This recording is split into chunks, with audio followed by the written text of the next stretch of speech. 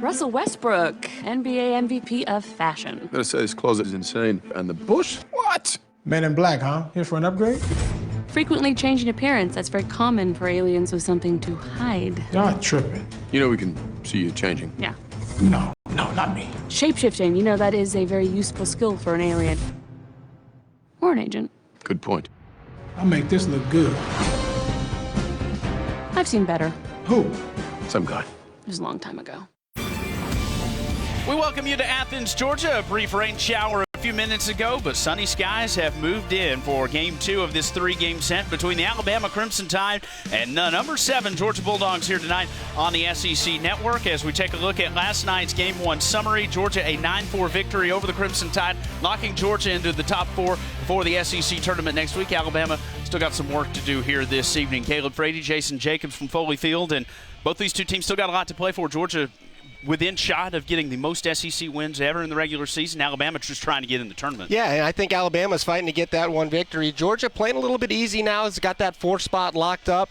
Still chasing Vanderbilt. Need a little help from Vanderbilt, but look for them to play a nice, relaxed game. They kind of got the recipe for success going. Good pitching, good defense, timely hitting. Take a look at the road to Hoover as the SEC tournament gets started next week. Georgia locking into that top 4, and it's a dogfight for that 12th spot. Yeah, it really is down there, all tied and playing some really tough opponents, so we'll see who comes out on top and can get into that SEC tournament. For Georgia tonight, Tony Losey will get the start on the mound, and boy, what a rock he's been for Georgia and the progression he's made as well. Yeah, power arm. All starts with the fastball, but something's to really come along is that slider and that changeup for him. Look for a lot of swing and misses on that power fastball, and he will pitch up in the zone and then go down with the slider late. So Losey, 6'3", 235, the junior.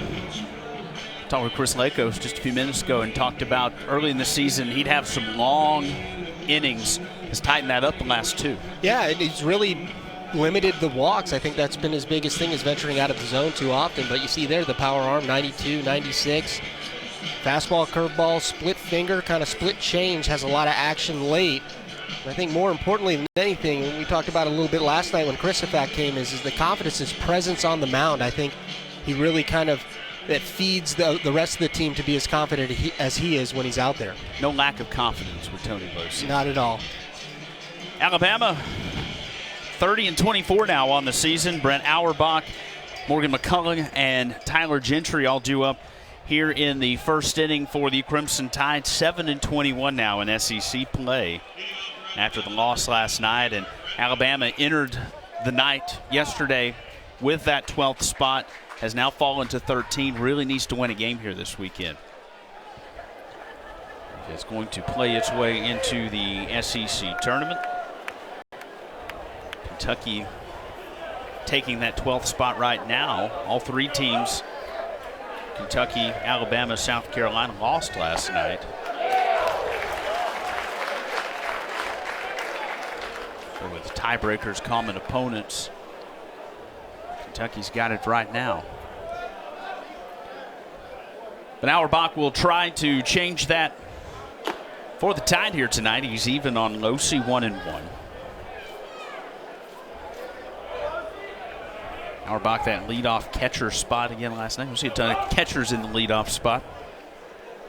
An 0-for-3 night yesterday. The 1-1 raises the zone for a strike, 1-2.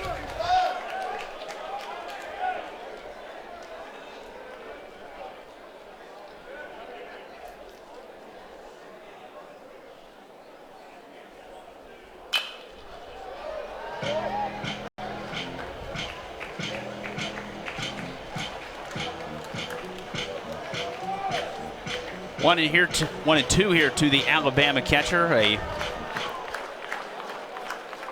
late arriving crowd here to Foley Field. It's a sold-out game here tonight, so jam-packed house here. Expected the 1-2. This one's lifted to center.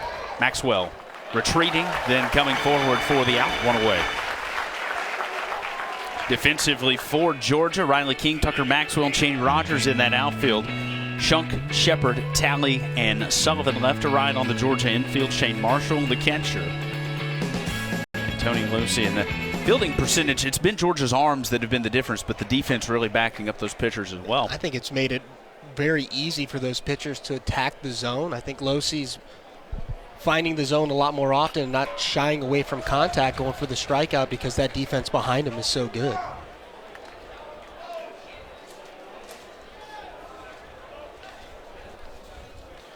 Morgan McCullough.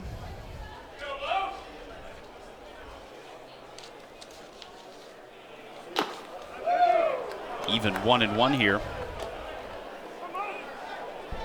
The Alabama second baseman had a single last night and stole a bag. A 1-for-4 night for him. Scored one of those 4 Alabama runs. Georgia controlled the game from start to finish, but Alabama just kept hanging around until Georgia was able to pull away late. Yeah, they really did. They had the tying run up a couple of times. And really were kind of a bloop and a blast away from tying the game up until that bottom of the 8th when Georgia broke things open.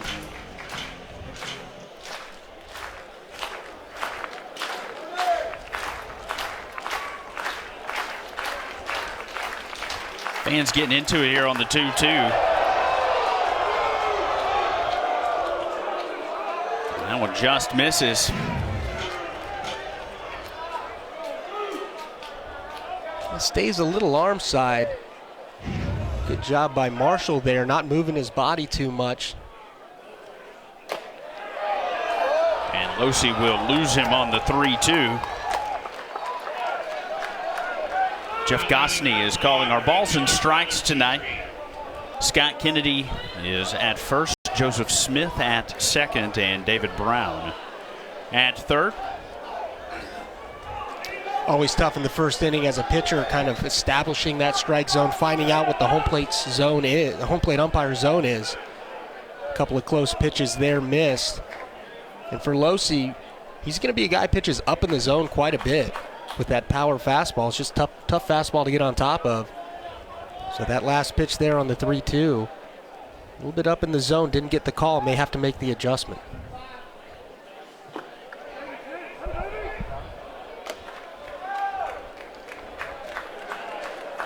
Tyler Gentry, the right fielder, ahead here 1-0. Caught looking twice last night and had a solo home run in the 8th. 1-0 was fouled back to the backstop. That home run from last night. Yeah, really the only mistake Christopher made, just up in the zone about belt high. Gentry made him pay for it.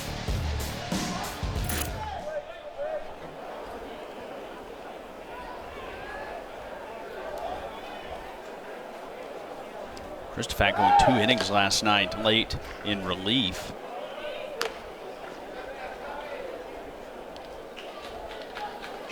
Justin Glover coming on in the 9th. It was a good start last night for Cole Wilcox. Went 6 innings for Georgia. Gave that bullpen a rest. Certainly advantageous to Georgia here. The remainder of this 3-game series this weekend as the 1-1 gets in the dirt and rolls away from Marshall momentarily.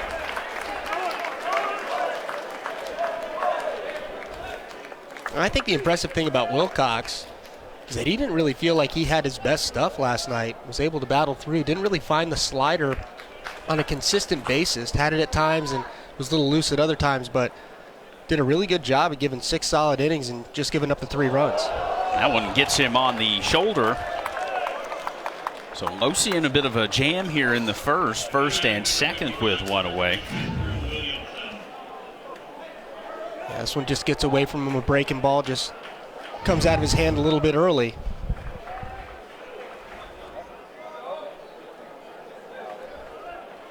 Shoulder, bicep area. Got him good. We'll see if Losi can respond out of the 2-runner situation here. This brings up Drew Williamson, the first baseman. Losi checks that runner, and this one misses low.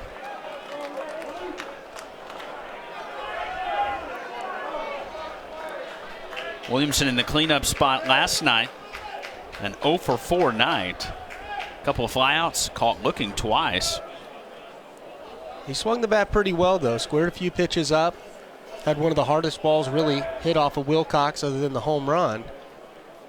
So definitely a dangerous hitter. and can definitely turn around a fastball as he showed last night against Wilcox. I think that's the one thing when you look at this Georgia staff. You got Wilcox, Losi, and Hancock on the back end. All of them right-handed, all of them power fastball type guys. A little bit different, but very similar. So I think if you're preparing for them in a 3-game set, as Alabama is, it's not too much different going from game 1 to game 2 to game 3.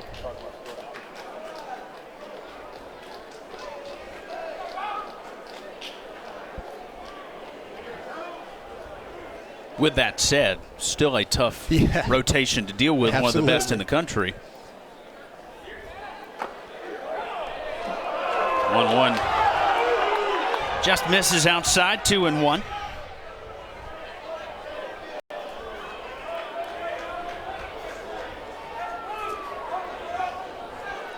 Losi laboring a little bit here in the first, and we talked about the quick inning work he's had in his previous 2 starts. This one might help right here. Here's an underhand to second for 1, to first in time for 2, and that gets Tony Losi out of the jam. The 4-6-3 double play cleans it up for Georgia, and the Dogs will get the bats out for the first time coming up.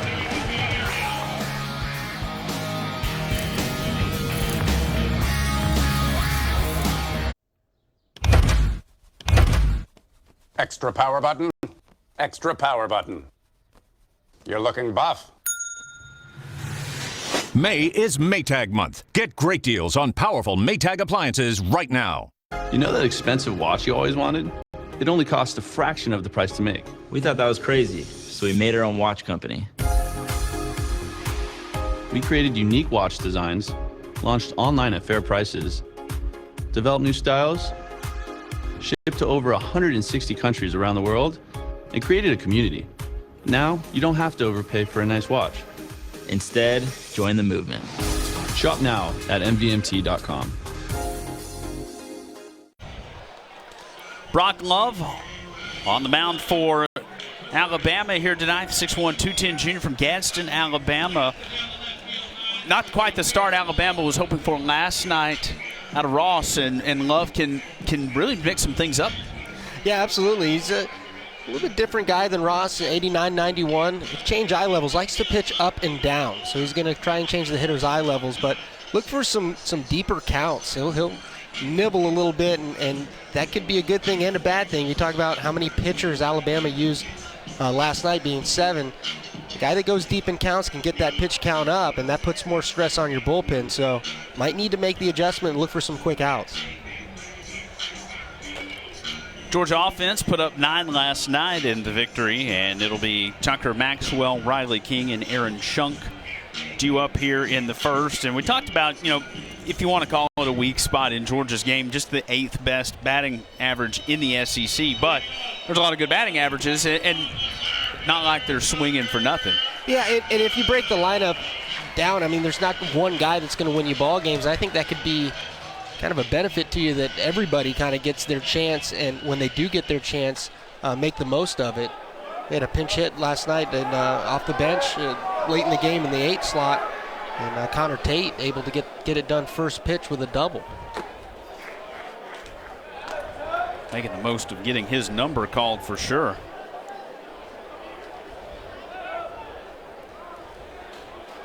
Tucker Maxwell leading it off for Georgia. Ahead 2-0. Every Georgia batter, all 10 reached last night. 9 of them had hits. Cheney Rogers got pinch hit for in the 6th. He had walked. So while you said not one guy is going to make or break the offense, as the 2-1 is lifted to right and will get out of play, everybody can contribute, and next thing you know, you got 9 guys that have all got hits. Yeah, there's no real easy outs or holes in the lineup. There's nothing that really stands out. Obviously, Shunk and Talley there in the middle, being your 3 and 4 hole hitters are your 2 best, but they're not far away better than everybody else. So altogether, they really put together a good offense. And you got to give credit to this Alabama team as well. I mean, talk about how many base runners reached, and they, it was a 9-4 ball game. Really got broken open at the end of the game on a little bit of an error by the second baseman McCullough. That was the one shot they gave Georgia. Georgia was able to take advantage, but Alabama, in throwing strikes, not walking guys, and making plays, they were able to stay in the game. See where Georgia's offense ranks. Home runs and runs scored in the conference. 2-2 is skied to right. McCullough retreating from second. Finding a little bit of sun there. He'll make the catch one away.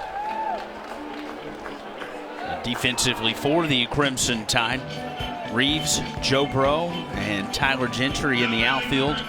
Morris, Robinson, McCullough, and Williamson on the infield for the Crimson Tide. Brent Auerbach catching the balls and strikes.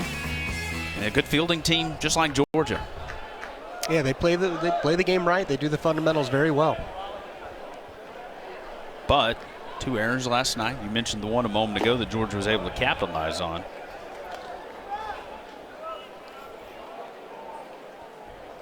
On paper, these two teams are not incredibly different. The 1-0 in there for a strike. Similar offensive numbers. I think the big difference is the pitching for Georgia, but also the long ball. Georgia has launched a lot of home runs this season as the 1-1.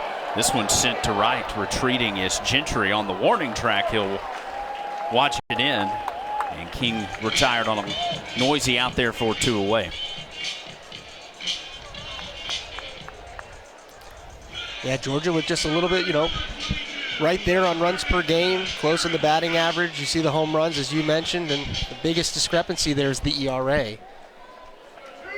And I think this Alabama team's pretty close. Some of these younger guys getting experience.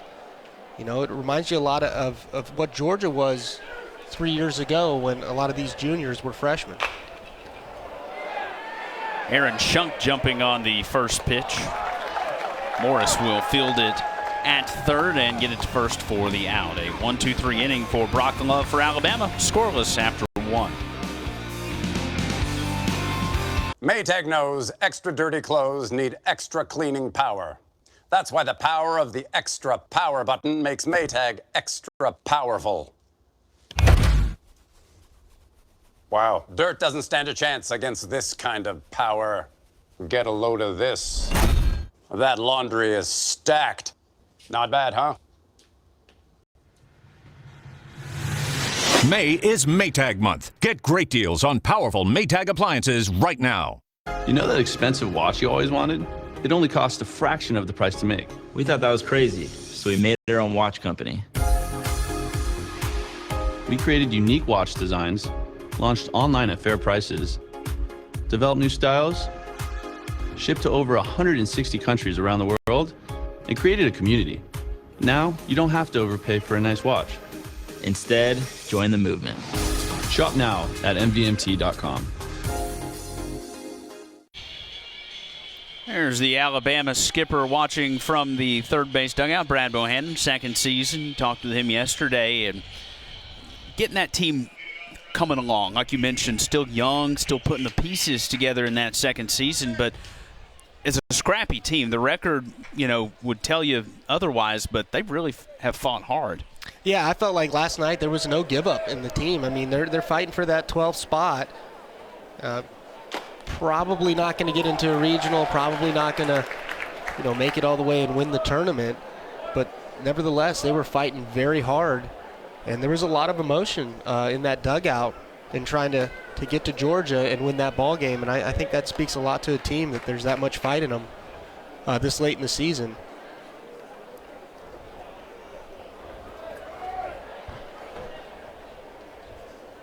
One swung on and missed. TJ Reeves, the batter. 5, 6, and 7 for Alabama here in the second. Reeves,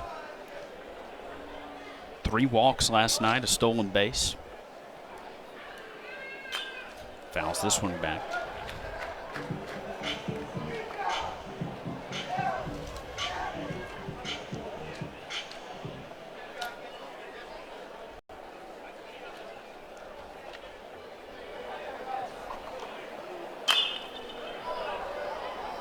Lifted foul. Count remains 1-2.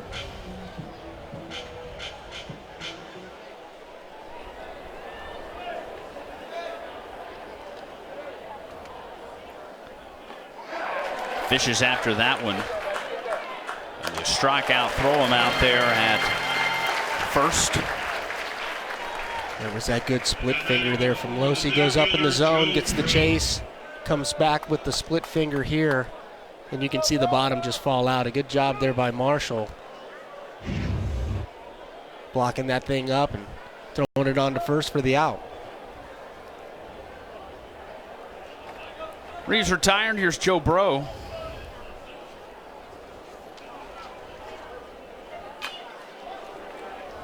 Bro fouls this one back 0-1. Texan had an RBI single last night in the 6th, reached on a fielder's choice.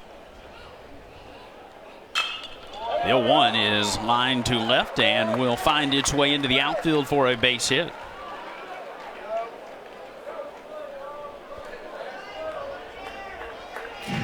Oh, good piece of hitting right there. Not a bad pitch from Losey. Gets up a little bit, thigh high. You see Bro just going with it the other way, serving it out there for a single. Good piece right there. No doubt on the list of SEC's best names. By far.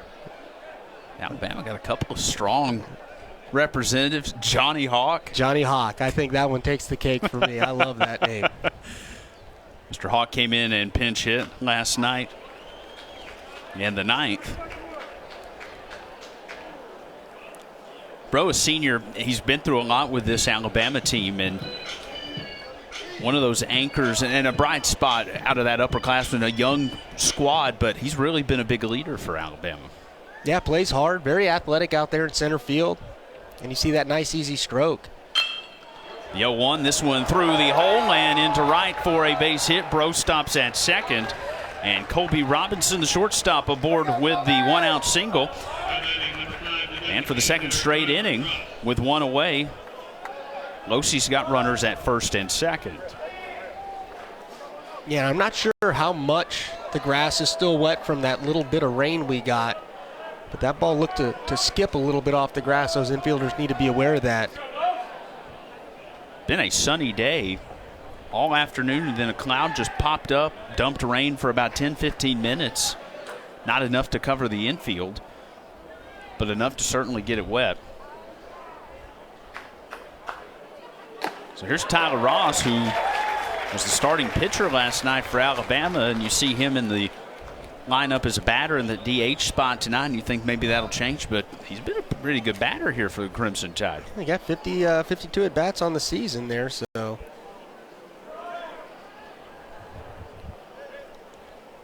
He's a .250 hitter on the year. Righty on lefty matchup for Losey as the 0-1 gets in there for a strike. 0-2.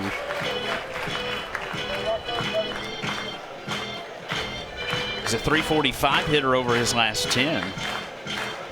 3 doubles, a home run, 3 runs driven in. And swinging a hot bat here of late.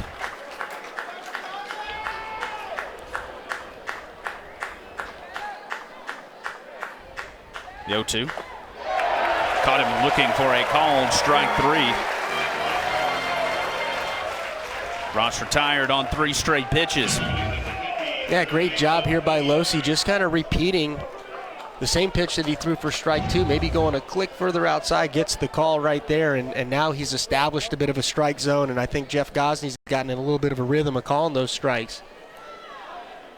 So good job right there. Losey not wasting any time either, going straight to it 0-2. Sometimes he gets in trouble going out of the zone in those 0-2 counts, and next thing you know, you're in a 2-2 count.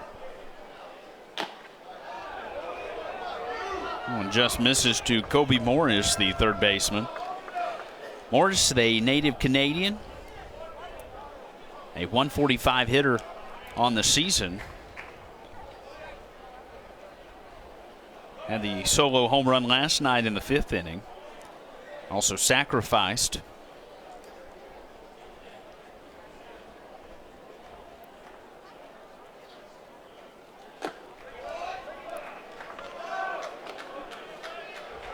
Two and 0 here to Morris.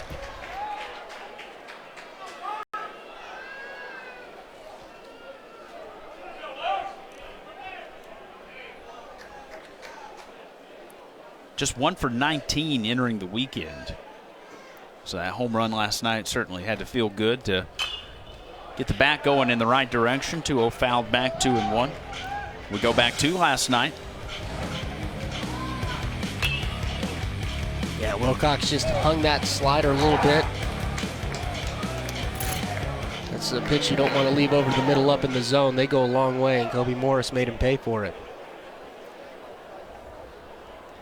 On an 0-1 count last night in the 5th.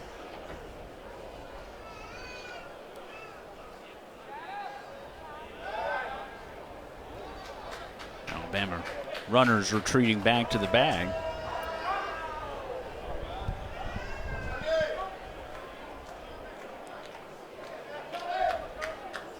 We'll see 35 pitches now here in the 2nd.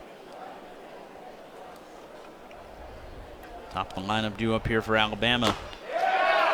Should Morris get aboard, but count even 2-2.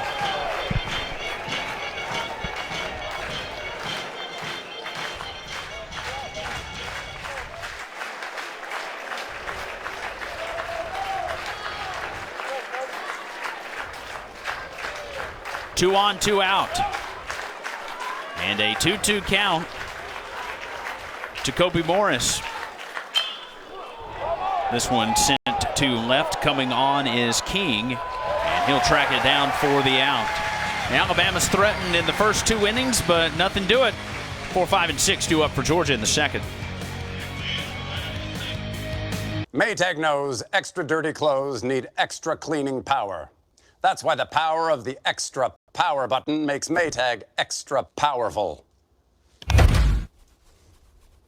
Wow, dirt doesn't stand a chance against this kind of power. Get a load of this. That laundry is stacked. Not bad, huh? May is Maytag month. Get great deals on powerful Maytag appliances right now. Not sure you have the right credit card? Know which one to get? Turn to the nerds. Hey there, aloha. Need a card with great travel rewards? Turn to the nerds. Yowza, that sounded expensive. Time for a credit card with a lower interest rate? Turn to the nerds. Can we crack a window or something? The experts at NerdWallet make it easy to make smart money moves. Compare and find the best credit cards for you at nerdwallet.com. Scott Strickland looking on from the Georgia dugout, 6th season as the Georgia head coach, and really got the fortunes of this Georgia program turned around last season. We talked last night, maybe a little ahead of schedule. I think this season's what has lived up to what everybody expected. Yeah, got a chance 2 seasons in a row to be a national seed. I think that that speaks volumes.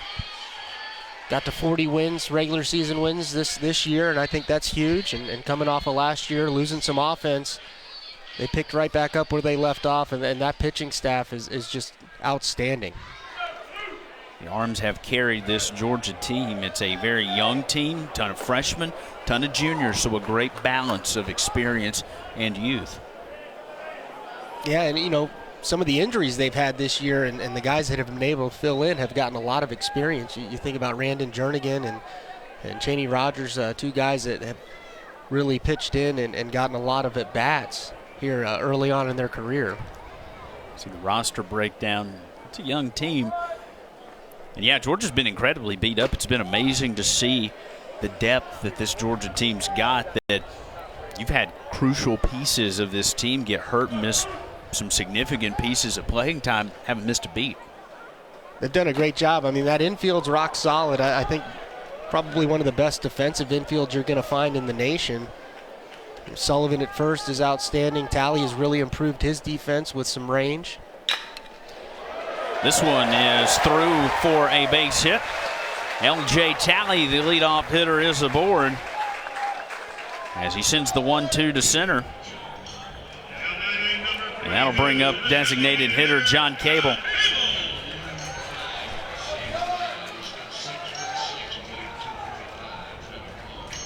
Cable, an RBI single last night, advanced on an error.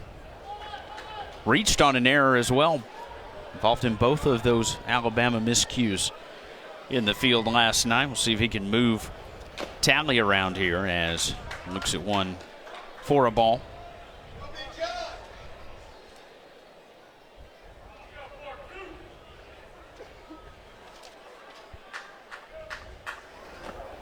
Alabama had a lot of success pitching Cable in last night. We're able to tie him up. His one hit coming on a pitch away, he was able to go opposite field with it. We'll see if they stick with the plan and if Cable can make the adjustment. 2-0 goes outside.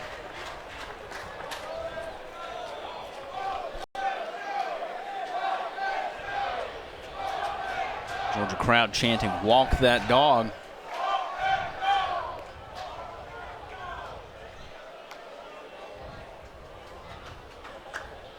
Righty on lefty matchup here.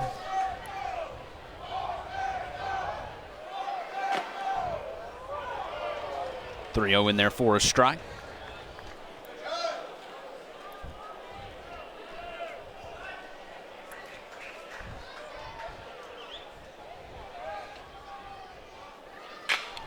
Cable sends this one to right. This one will carry, and this one is off the bottom of the wall.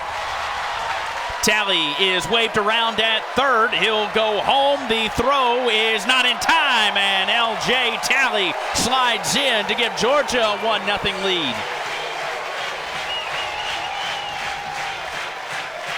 A solid piece of hitting by the designated hitter, John Cable, putting this one to the wall. A great job taking advantage of the 3-1 count. Gets a pitch out over the plate. It's a good job of getting that bat head out, knowing a fastball's coming, driving it into the right center field gap. That ball was scorched. And we had mentioned Tally had improved his range out on the infield. He moved around those bases pretty well, able to score from first.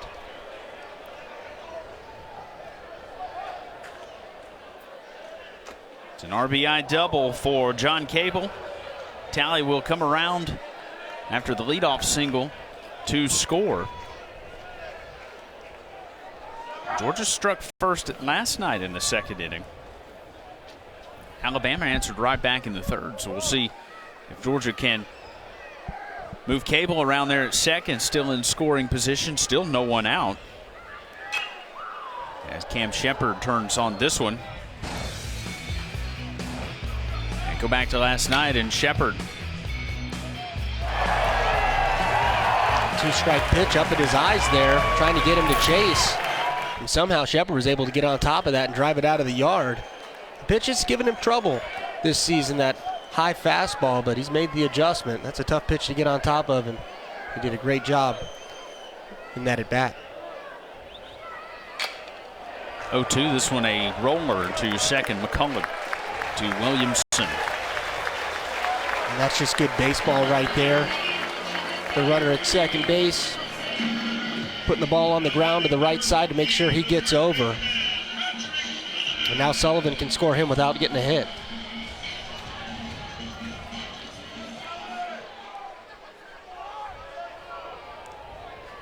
Sullivan,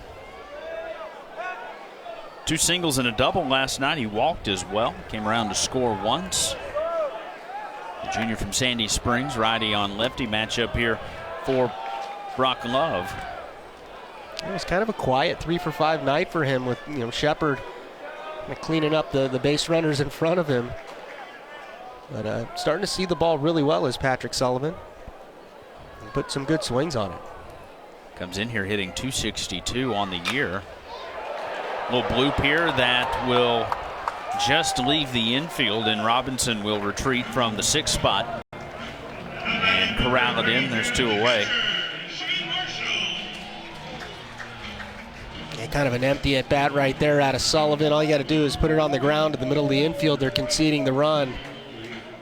And it reaches out, doesn't quite get the job done. And will rest in the hands of Shane Marshall now to get that second run across.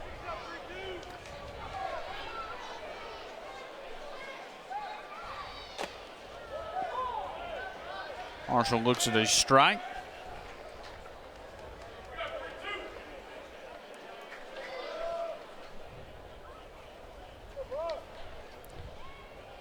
Mason Meadows was the catcher last night for Georgia and hit in the 8th spot, same as Marshall tonight. A .250 hitter on the season.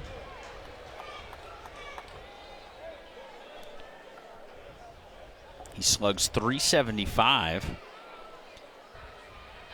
but hits above his average with runners in scoring position in .273. Behind here, 1 and 2.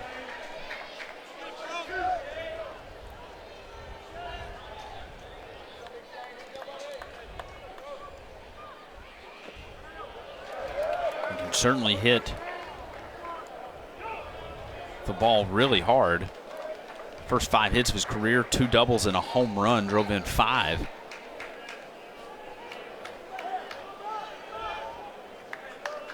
...12 walks in 73 plate appearances. A disciplined hitter at the plate for a freshman. 2-2. This one is sent back up the middle for a base hit. Cable will score from third. And an RBI single with 2 away for the catcher. Shane Marshall puts Georgia ahead 2-0. Big 2-out RBI right there from Shane Marshall, really picking up his teammate and Patrick Sullivan right there. Does a good job of making the adjustment after chasing a ball out of the zone. Stays back, shortens up, finds a hole up the middle right there.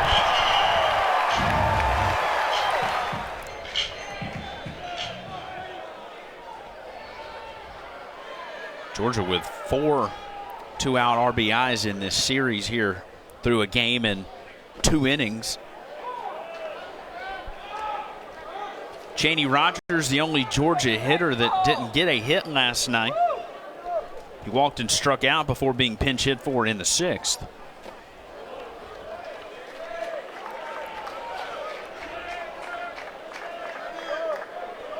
A .258 hitter on the season.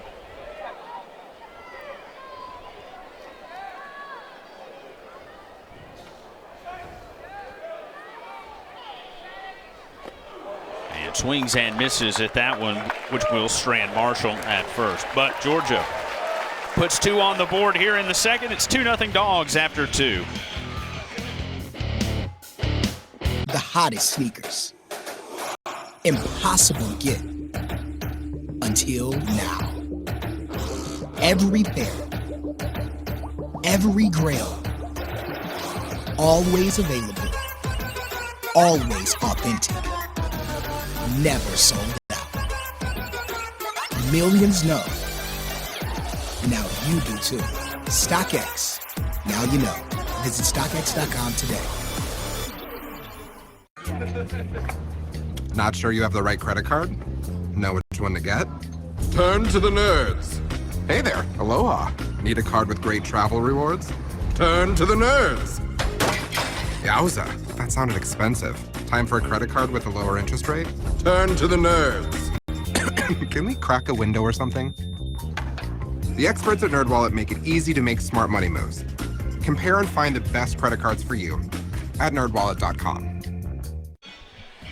Yesterday's opening weekend scores of these 3-game sets: LSU over Auburn, Arkansas over Texas A&M, Mississippi State with a football score over South Carolina. Florida, a big win on the road in Columbia, a 5-4 victory over Mizzou. Tennessee on Rocky Top, taking care of Ole Miss. And Kentucky was down 9-0 to Vanderbilt. Came back, took a 10-9 lead in the 8th. Rain delay. And then after that, Vanderbilt comes back and wins by 6 runs. A wild game. A wild game, no doubt. Georgia certainly would have liked to have seen Kentucky hold on to that lead. That would have put Georgia within a game of Vanderbilt for the top spot in the East. And then you're talking about an SEC regular season where you're going to end up top 1 or 2 spots possibly overall. But you're asking a lot for Kentucky to try to do something with that Vanderbilt team. Just the Vanderbilt's really good. Yeah, Vanderbilt is. They're playing good baseball right now. And going to need some help from Kentucky if Georgia's going to get atop that SEC East. Just crazy the way it's a 3-way tie for those bottom 3, all at 7-21. And Kentucky playing Vanderbilt, Alabama playing Georgia, and South Carolina playing Mississippi State. So the 3 of the worst teams having to play 3 of the best teams on the last weekend, not doing anyone on that bottom end any favors.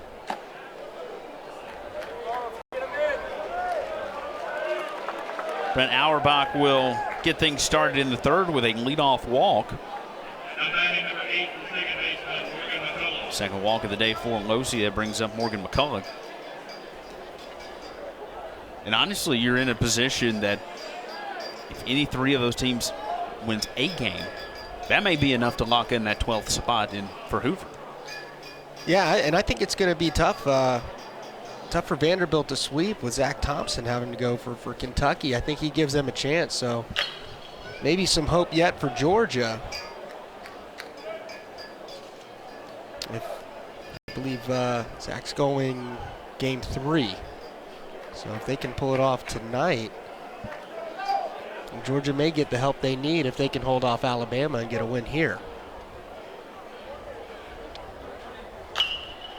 0-1, this one sent into the Georgia dugout. And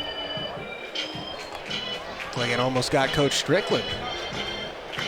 Still stoically atop the perch, though. He doesn't look rattled, that's for sure. Got that stopwatch ready. 0-2, this one a hard roller tally to Shepard, to Sullivan. 4-6-3. For the second time this evening, that'll clean the bases off. And there's 2 away. Yeah, Losey able to pick himself up after the leadoff walk, induces a hard ground ball, another 4-6-3.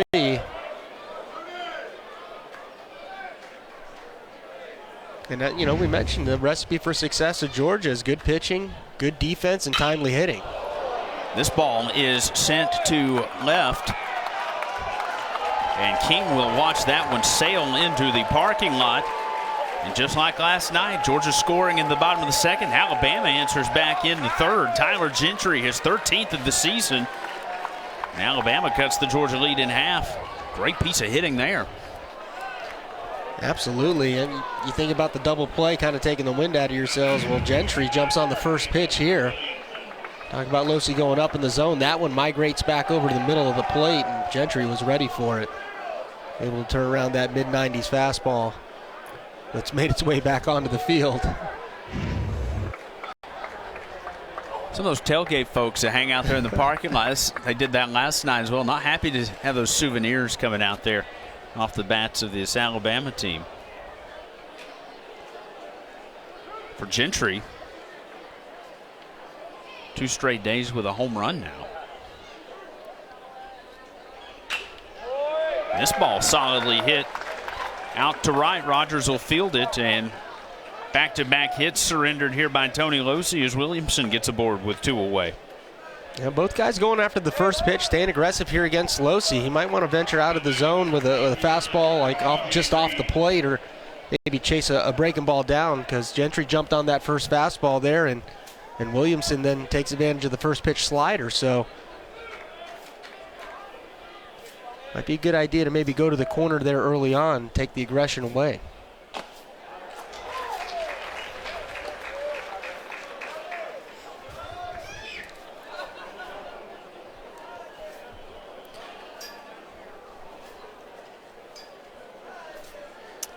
TJ Reeves.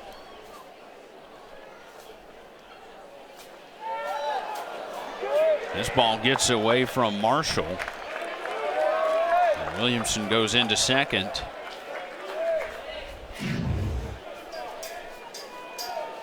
Just kind of spikes that breaking ball. Marshall retreating just a little bit on the block. You want to try and gain ground and make that hop shorter so it squares you up in the middle of your body. Kind of retreated a little bit as that slider is going to break. Once it hits the ground, it's going to break against the way it's breaking when it's in the air. So try and get around it a little bit better than Marshall did.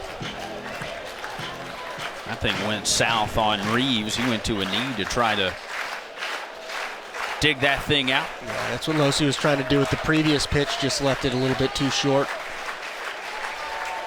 Crowd coming to life here with 2 away, the 1-2. This ball is skied to center. Maxwell coming in, and he'll make the catch. Alabama with a solo home run off the bat of Tyler Gentry cuts the Georgia lead in half. Dogs by 1 as we head to the bottom of the third. Maytag knows extra dirty clothes need extra cleaning power. That's why the power of the extra power button makes Maytag extra powerful. Wow, dirt doesn't stand a chance against this kind of power. Get a load of this. That laundry is stacked. Not bad, huh? May is Maytag month. Get great deals on powerful Maytag appliances right now. Not getting enough cash back with that credit card? Turn to the nerds. Are your credit cards working hard enough for you? At NerdWallet, we sort through hundreds of credit cards to find you the lowest rates and the sweetest perks like balance transfers and travel. Using your preferences to narrow your search, NerdWallet makes it easy to compare and find the perfect card for you. Need the right credit card? Turn to the nerds. At nerdwallet.com.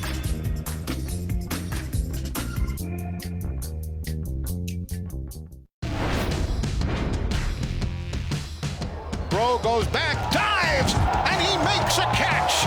What a spectacular catch. Deep right field, Kirstead at the fence. It is gone, a 3-run shot. Long run for Charleston on his horse and makes a diving catch. Grounds it to short. Kessinger throws from his rear end. What a play. There's a drive to left. Auburn wins. Every single game in the SEC exciting, and you know you're watching really quality opponents as well. Final weekend of regular season play underway here this weekend. Game 2 this evening. Alabama and Georgia from Foley Field in Athens. Georgia looking to win the series here tonight. A win tonight for Georgia would tie it for the most regular season SEC wins in program history. So still a lot to play for Georgia here. And it's wild to think about. I mean, Vanderbilt came in here, Georgia able to take the series, and they've just kind of taken off since they've left. Georgia's got a chance here to get to 20 wins and not win the SEC. Yeah, tells you how good the top of the conference is. Absolutely.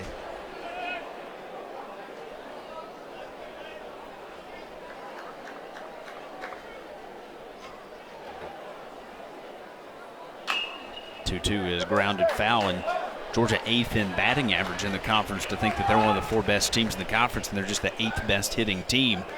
No slouches out there hitting for Georgia. It's just deep pitching, deep hitting. Every team is a quality team. Yeah.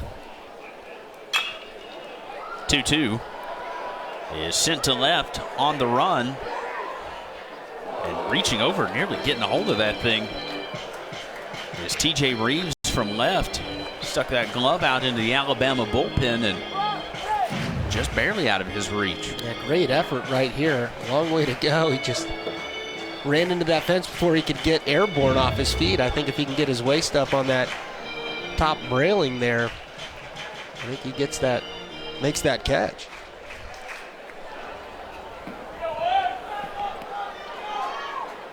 Seventh pitch of the at-bat here for Tucker Maxwell as Love steps off the rubber for a second. That one way outside.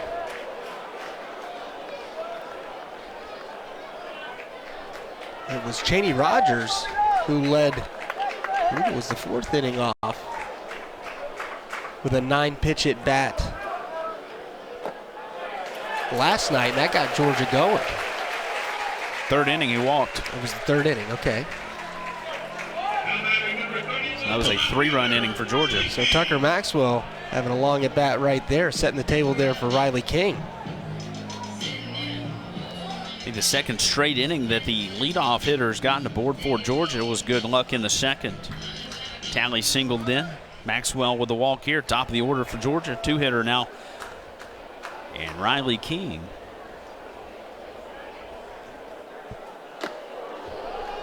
That's the 2nd ball. Love's looked down to his hand as though the ball slipped out of his hand. I saw them go and grab a rosin bag that Love goes and picks up. Alabama brought that rosin bag out from the bullpen. So having some grip issues here. A pretty hot day. I think the rain brought some humidity in as well, so. Been a pretty dry day for the most part, but definitely feel a little thicker in the air after that rain. Has cooled things down a little bit, but a lot more moisture than there was earlier this afternoon. That was one thing yesterday. The balls flew really well with that dry air.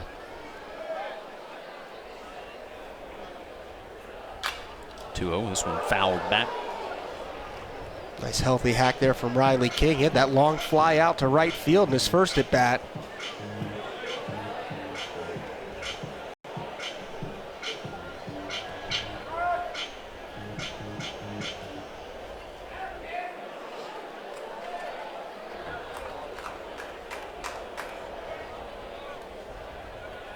Two one. In the dirt, 3-1.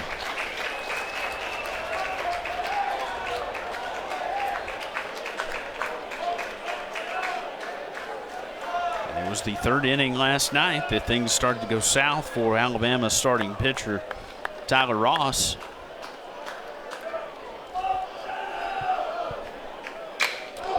This one is lifted to left.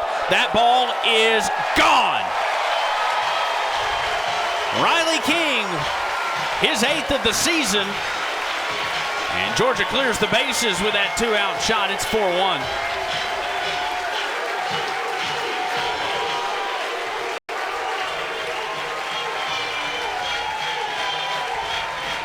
Yeah, just a good piece of hitting, getting it into a hitter's count, getting the bat head out, wearing the spiked helmet there. That ball just migrates back in, and that was a no-doubter from Riley King. And I think this is how Georgia's offense is successful. They grind out some at-bats. We saw it in the third inning of last night's game, and Chaney Rogers having a long at-bat leading to a 3-run inning. And right there, Tucker Maxwell having the long at-bat, working the walk. And then Love makes the mistake to King.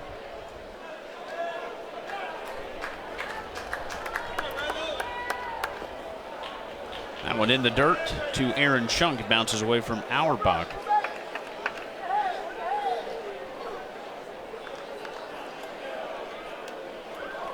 Shunk grounded out in the first.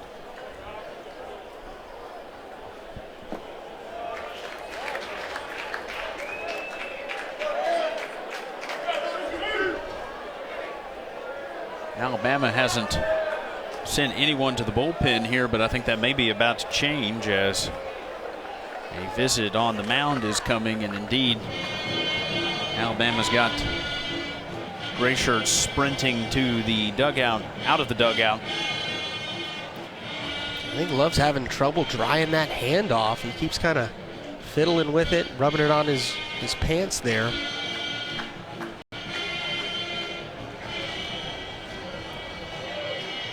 Looking for a dry spot on his uniform to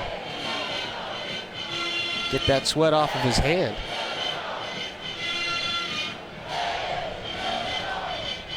Garrett Roots and Kyle Cameron heading out to the bullpen for the Tide.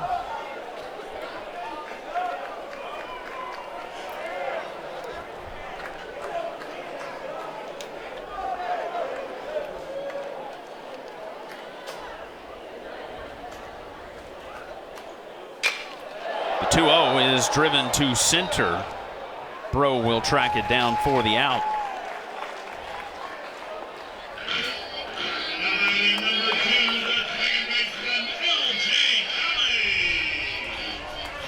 Bases empty, one away for L.J. Talley.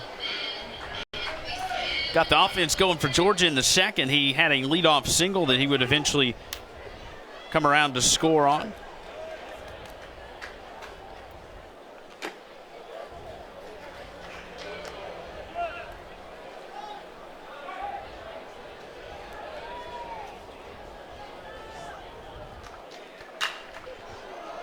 The 1-0 is sent to right in foul territory. And staying into fair play there. And McCullough from second will make the catch, 2 away.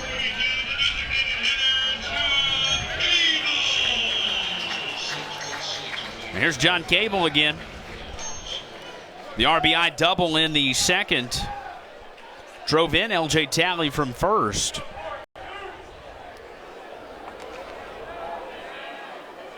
That one comes high, 1-0.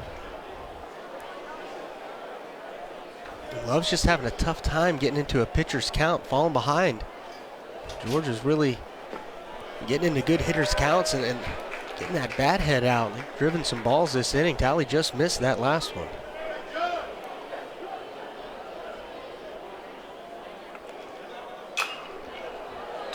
Is fouled out of play. Love has struggled to stay healthy in his Crimson Tide career.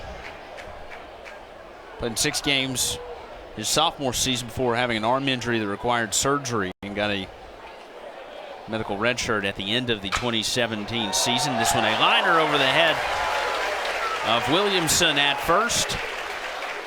John Cable aboard with a 2-out single. He's 2 for 2. And here's Cam Shepard.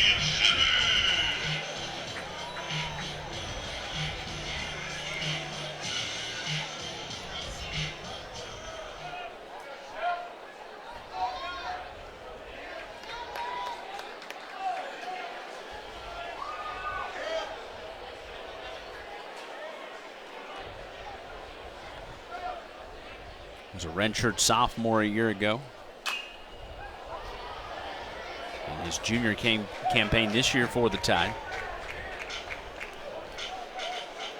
And Shepard stands in behind 0-1. He grounded out in the second.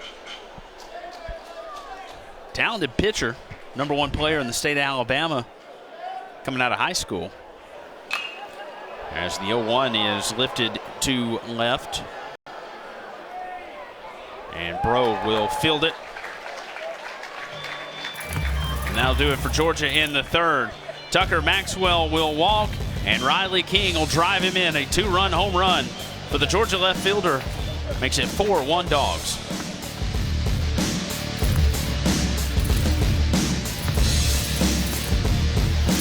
The hottest sneakers. Impossible to get. Until now. Every pair, every grain, always available, always authentic, never sold out. Millions know. Now you do too. StockX. Now you know. Visit StockX.com today. Not getting enough cash back with that credit card? Turn to the nerds. Want to invest that bonus? Turn to the nerds. Looking for the perfect mortgage? Turn to the nerds. Oops, sorry about that. Hey there, need a travel rewards card? Turn. Auto loan? 2. Want a lower interest rate? The nerds. The experts at NerdWallet make it easy to make smart money moves. Compare credit cards, mortgages, savings accounts, and more at nerdwallet.com. Despite the rain clouds earlier, a gorgeous night in Athens as we take a look around the SEC. Vanderbilt doing what Vanderbilt would be expected to do to the Wildcats, 7-1 in the 5th, and Ole Miss on top of Tennessee. A&M on top of Arkansas, so a couple of surprises still early in both of those contests. It's early in that Vandy Kentucky game, though. You mentioned they were up 9-0 against them last night. Had to come back late to win.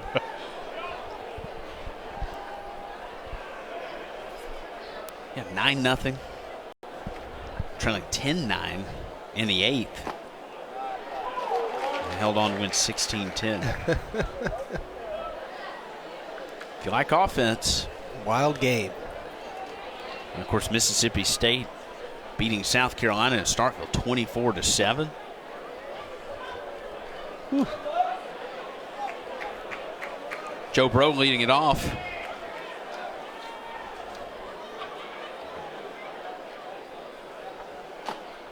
But Mississippi State, they're a 3 seed in the SEC for a reason. They've done that to a lot of teams this year. Alabama got swept in Starkville in the middle of April, 6-0, 9-1, 13-3.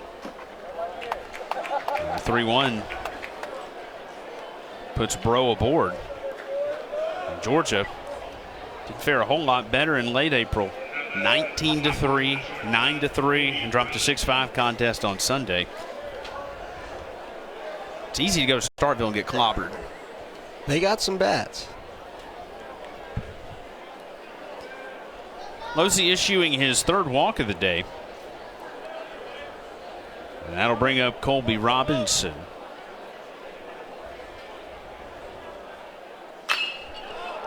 This one is skied into left. King on the run, nearing the chalk, and will make the catch one away. Yeah, Losey really hasn't fallen into that rhythm yet that we're kind of used to out of him. He's a little bit all over the place. He had really limited his walks in his last 2 or 3 outings. But here now he's got 3 and a hit by pitch. So 4 free base runners he's given up here in just 3 1/3 innings. There's Tyler Ross.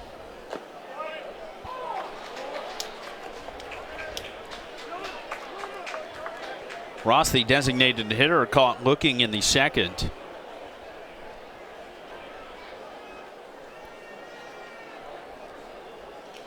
That one in the dirt. Gets past Marshall, and that'll put Bro on second.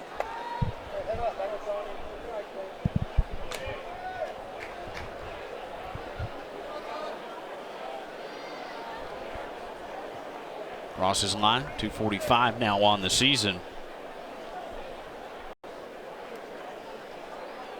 Second wild pitch of the game here for Tony Losey as well.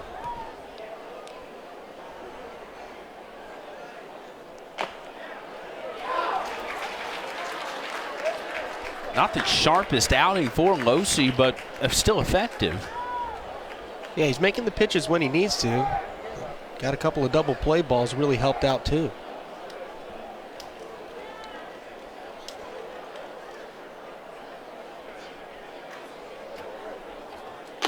1-2, swung on and missed. Losey, his third strikeout of the evening. There's Losey just climbing the ladder with that 95-mile-an-hour fastball. Tough to lay off, tough to get on top of.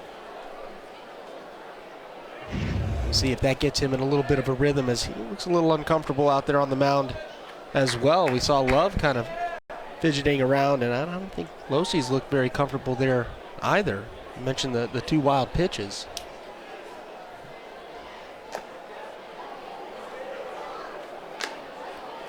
Gobi Morris in the 9th spot. Flew out to left back in the second inning. Got a runner at second.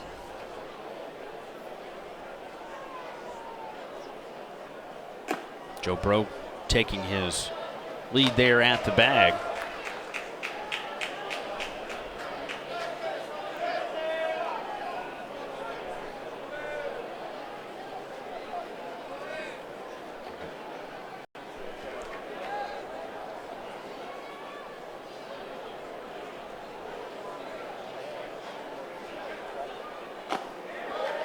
.92 coming in there for the strike.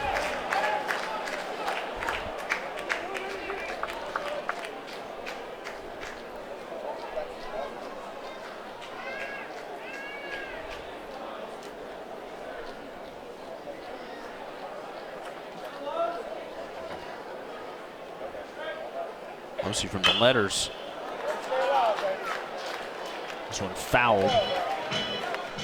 Might have got a piece of Morris there. Yeah, it looked like he hit the ground first and then his front leg.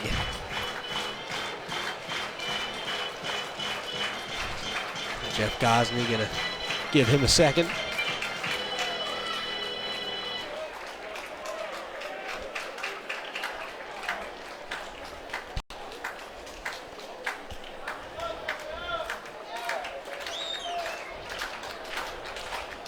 Morris from the left-hand batter's box. Losey, the right-hander, from the stretch with the runner at second. 2-2 is high.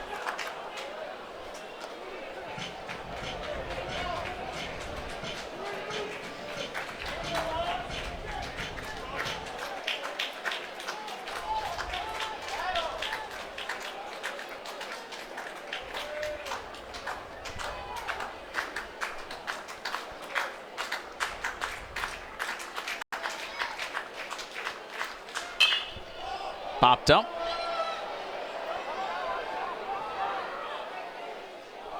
And just on the other side of the net. Out of the reach of Aaron Schunk.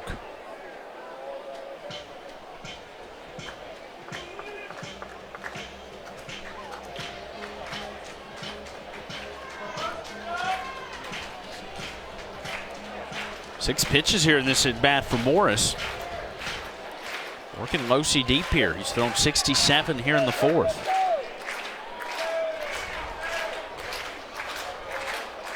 Here's the seventh pitch due.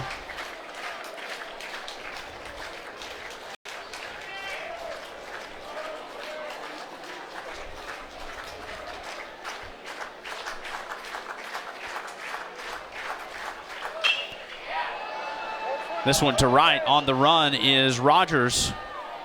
And it'll be Maxwell in center coming over to his left to make the catch. Runner stranded at second. 3-run lead for Georgia. The hottest sneakers. Impossible to get. Until now. Every pair. Every grail. Always available. Always authentic. Never sold out. Millions know. Now you do too. StockX.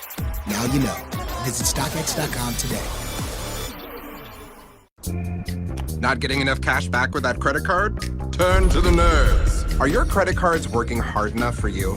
At NerdWallet, we sort through hundreds of credit cards to find you the lowest rates and the sweetest perks like balance transfers and travel.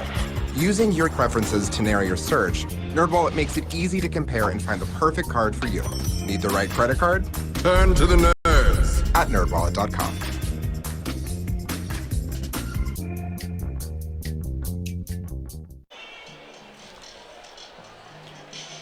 See the scenarios for both of these teams. Top 12 advance to the SEC tournament. Alabama right now part of that three-way 12. They're 13th the way the tiebreakers work right now. Meanwhile, Georgia has clinched a top 4 seed in the SEC tournament with still a lot of program history to play for Georgia here this weekend. And Mitch Gaspard, volunteer assistant coach with Georgia, very familiar with that Alabama program. Yeah, Mitch he's been a great addition to this coaching staff. Does a good job, knows the league. And yeah, he's the head coach over there at Alabama. Great guy. Got to know him a little bit better as the season has gone on. 7-8-9 for Georgia here in the fourth, and Patrick Sullivan will get it started with a single. And that'll bring up the catcher, Shane Marshall.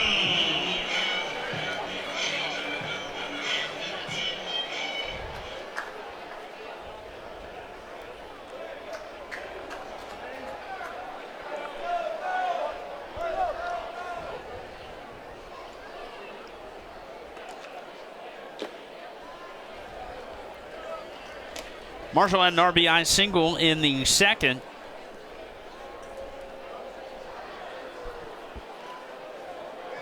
Yeah, did a great job at picking up Patrick Sullivan after he had the empty at bat with the runner at third.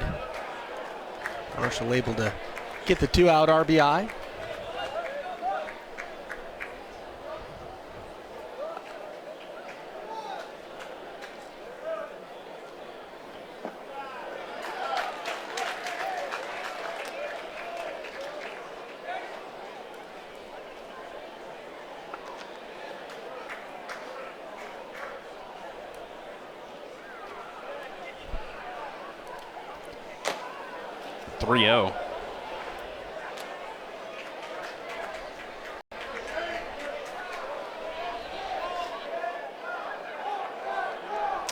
Georgia softball team in regional action in the Minneapolis regional this weekend and getting their weekend started up 3-2 on Drake. That game in the top of the fourth inning.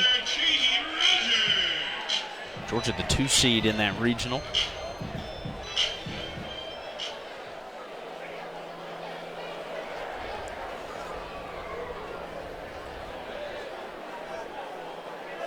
Sun pretty much out of view at this point, as Cheney Rogers in the 9 spot stands in. This one will roll foul. We saw some of the outfielders battling some of that natural light at times tonight. A little bit of cloud cover coming over now. Sunset, though, off out there in left field. Turned into a beautiful evening here.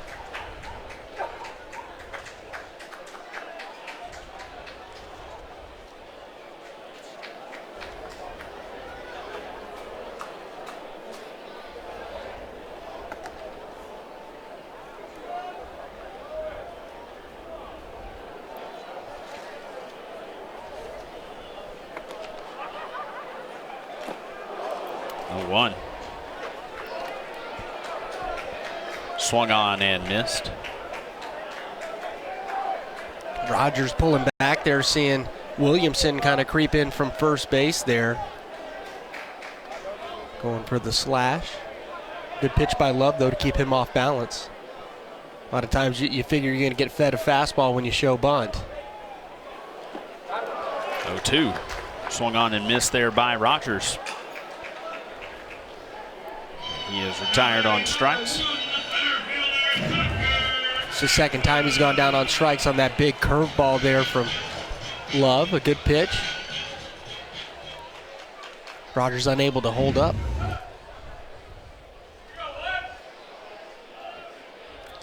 Second strikeout for Love today.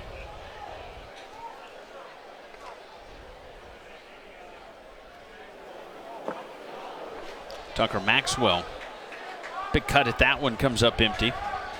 Yeah, Rogers kind of featured 2 breaking balls. He's got the slider a little bit harder, a little bit shorter break, and then that loopy curveball.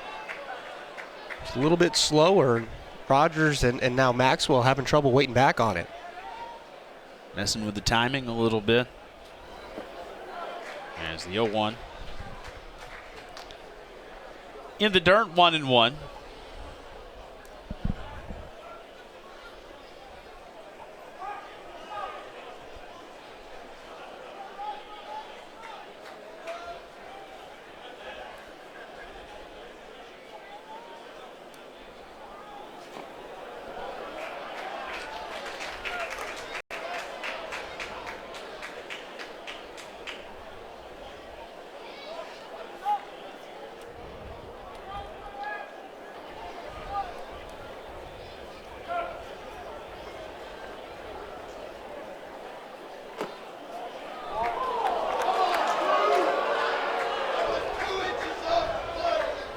Maxwell unhappy with that call. That's a pitch that we saw Losi there in the first not get the benefit of the doubt on.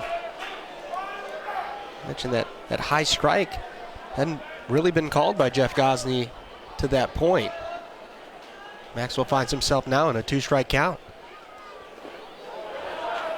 2-2. And the count 3-2.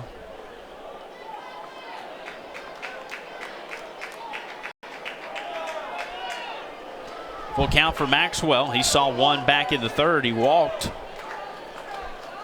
Had a 2-2 count in the first before he popped out.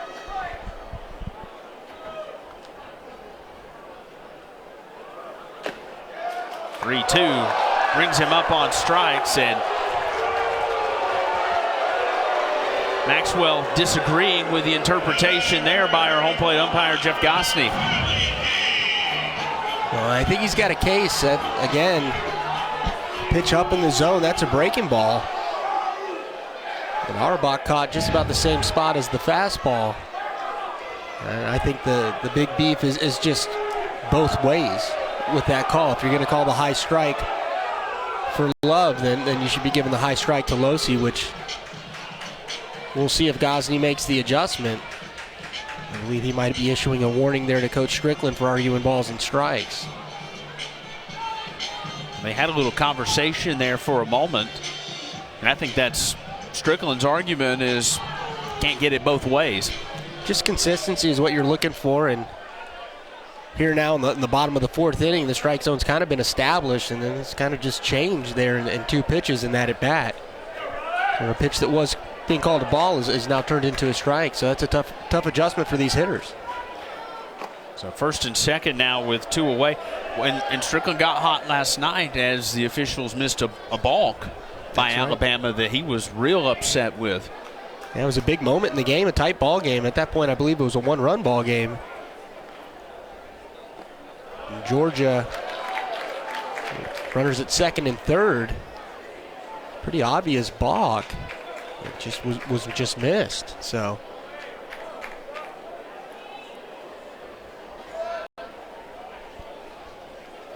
Riley King has displayed some power here tonight. A 2-run homer back in the third as he swings and misses at this one. And another hitter's count right there. This time Love going with the breaking ball. Fed him a fastball there in a 3-1 count. In his previous at bat where he homered. Inside 3-1. And brushes him back off the plate. See what Riley King's sitting on here. I would imagine he's going to be looking fastball again. So the 2-0 breaking ball kind of fooled him. But I think runners at first and second. I don't think he's going to be throwing that breaking ball with the danger of walking Riley King here now with 3 balls on him. King's home run in the third. Got a hold of that one. Yeah, you see the fastball migrating back over the plate. Again, not a terrible pitch, but when you're in that 3-1 count, very easy for the hitter to get that bat head out with confidence. Got a piece there. Full count 3-2. Well executed there. Another big boy pitch. 3-1 goes with the breaking ball. Able to execute it for a strike.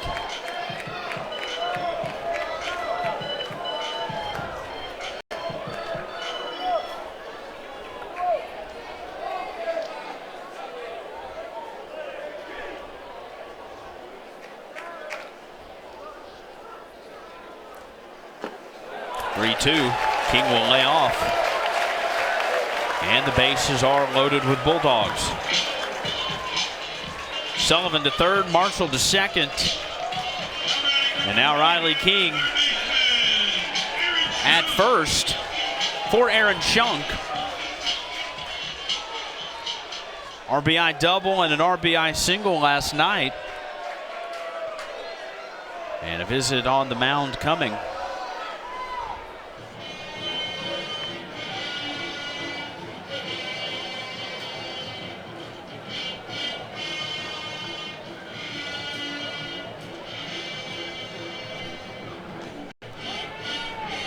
Alabama with bullpen action, as we mentioned earlier, Casey Cobb.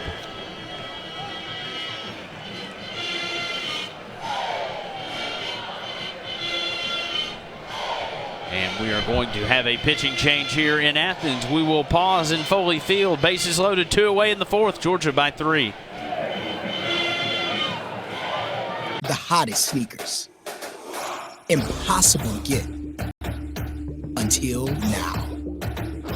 Every pair, every grail, always available, always authentic, never sold out. Millions know. Now you do too. StockX. Now you know. Visit StockX.com today. Not sure you have the right credit card? Know which one to get? Turn to the nerds. Hey there, aloha. Need a card with great travel rewards? Turn to the nerds. Yowza, that sounded expensive. Time for a credit card with a lower interest rate? Turn to the nerds. Can we crack a window or something? The experts at NerdWallet make it easy to make smart money moves. Compare and find the best credit cards for you at nerdwallet.com. Brock Love tonight for Alabama. He gets into the fourth and held his own for a little while, but much like last night, it seemed like once you get to that third inning, that Georgia offense can take a look at him. not much he could do there. Meanwhile, Tony Losey has been effective, maybe not overpowering.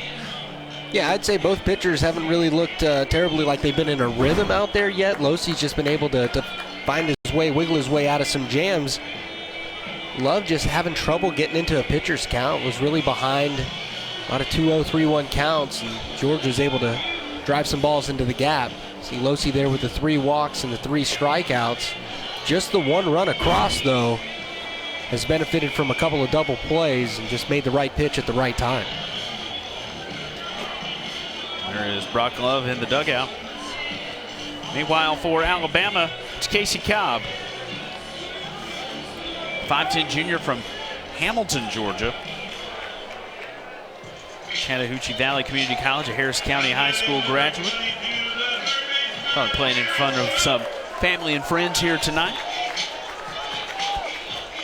1-1 on the season, a 4.19 ERA, 32 and 13 strikes to walks, respectively there. And he inherits a jam. Bases are loaded with 2 away. And Aaron Shunk looks at a strike, 0-1. Bulldogs have really been good with the bases loaded this year. 6 grand slams on the year. Shunk is a .286 hitter with the bases loaded. Behind here, 0-2. That's a tough call for Casey Cobb. You come in, 2 outs, bases loaded. You're paddling up the river immediately. Done a great job of getting ahead, threw a great breaking ball there for strike 1, then goes back in with the fastball. And he's got Shunk on defense now.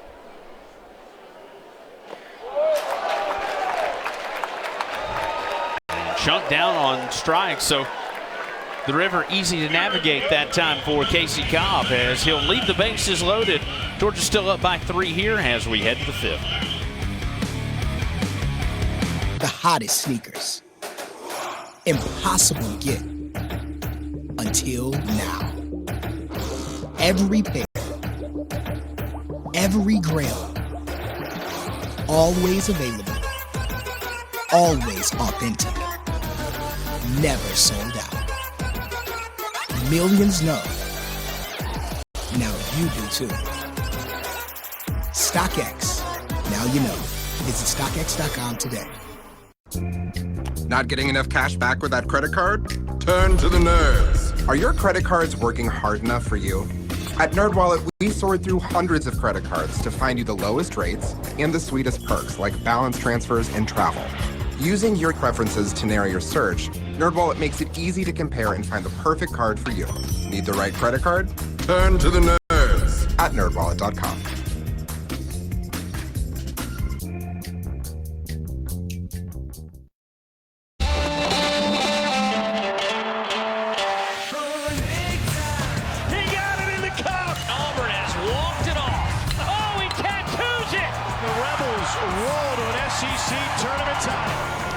Young man, he's one of the best in the country. Man, I'm all jacked up. Let's get to Hoover. Tuesday at 10:30 Eastern, 9:30 Central. The SEC tournament will get started at the Hoover Met, and if we stopped it right now, Kentucky would find its way into the SEC tournament. Alabama battling to try to find its way in, and South Carolina doing the same. Yeah, it's a logjam down there at the bottom. Georgia there at the 4 spot. I think with their pitching staff, something they've never done is win that SEC tournament. I think with this pitching staff, they got a chance. We talked about that before the game, just the way you get that bye, the way you can set your rotation up, get Elliott out there first. Georgia's going to be a tough out just on those arms alone. Yeah, Elliott's done a great job, and you mentioned it last night. He's beaten teams in midweek like Georgia Tech and Clemson. Done a good job. I mentioned the injuries. He's done a good job filling in the weekend role as well, so tons of experience for him. And you see there at the rankings, hits per 9, just 6 hits a game they're giving up. 1 base runner per inning, and just the 3 runs. I mean, their ERAs is pretty much the way they play defense. They don't give up a whole lot of unearned runs, so their ERA is pretty much what they're giving up per game. So I think they got a shot. Georgia beginning to rustle in the bullpen there in right. 1-2. This ball is hit well and diving for it. Did he make the catch? He did. Riley King cracking the whip on the horse to get there in time. When you talk about the defense, ring the bell. Yeah, great read right here. The line drive right at you, always tough. King measures it out and breaks in. It's the shoestring catch. See right there, just steals a hit away.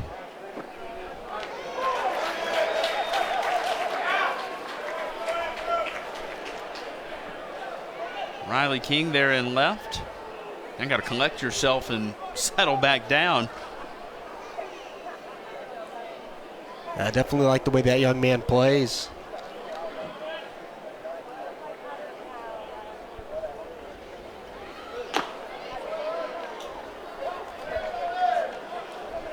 One and one here to Morgan McCullough. McCullough has walked and grounded, or was taken out on a 4-6-3 double play. That one in the third.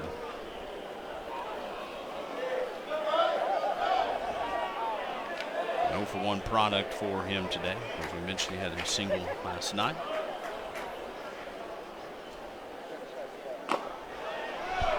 Kind of deflating in some ways for Alabama. You get a good pop on that thing, and you know Losey's maybe not on his A game here tonight, and still that defense comes up and in ways, what can you do? And I think that's what Georgia's been able to do all season, why they've had success, that good defense. And it makes everything, when you have those good fielders out there making not just the routine plays, but the good plays, as Riley King just did, and then the double plays to bail you out of situations you get yourself into 2 runners on.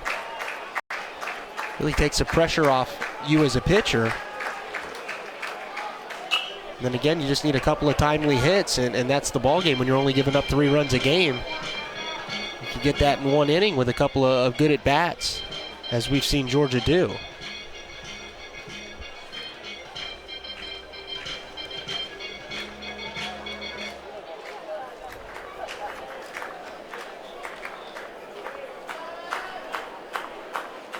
(3-2). This one hit hard to right.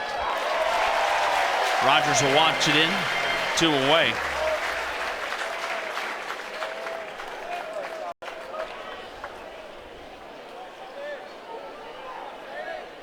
I think if Losey can get Gentry here, you probably run him back out there.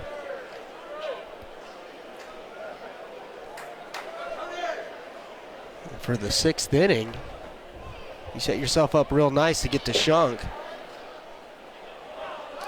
on the back end there if the score does stay 4-1.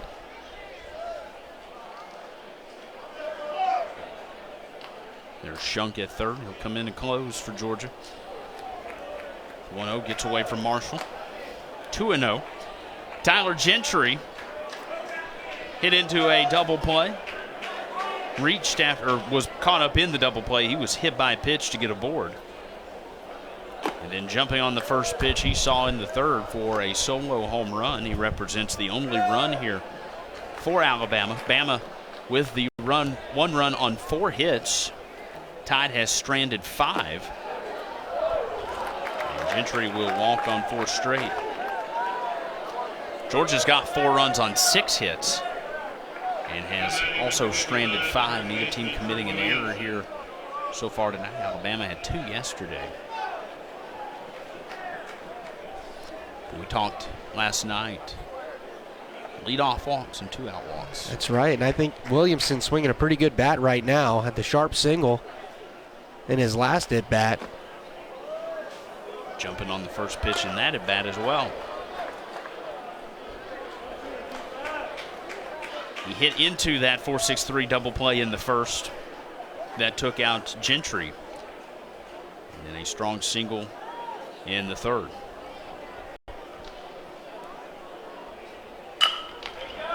This one a bouncer to second. Talley will field it cleanly and get it to Sullivan in time for the 4-3 put out at first. Maytag knows extra dirty clothes need extra cleaning power. That's why the power of the extra power button makes Maytag extra powerful. Wow, dirt doesn't stand a chance against this kind of power. Get a load of this. That laundry is stacked. Not bad, huh?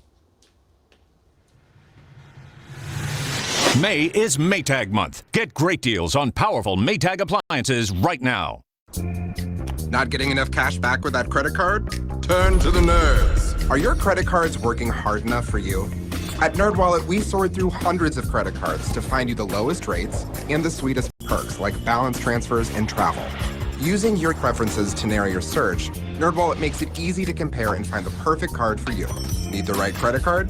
Turn to the nerds. At nerdwallet.com.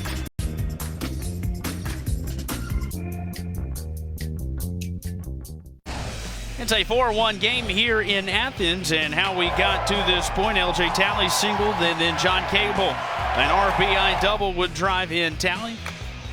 And then Shane Marshall, an RBI single there in the second as well, a 2-run second inning.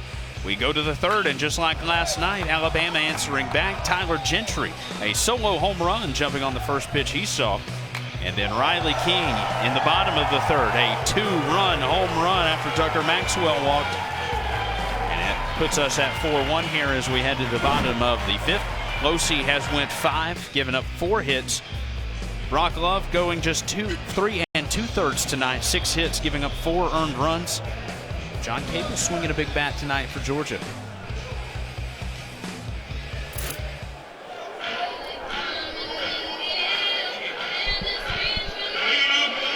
4, 5, and 6 for the Dogs in the fifth as LJ Talley will lead off. After Petey the Peanut winning the mascot race there between innings.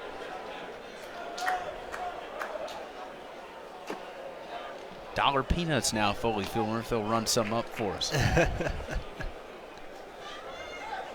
Big crowd on hand here tonight. Fans have been treated to a good one. 3-run lead for Georgia.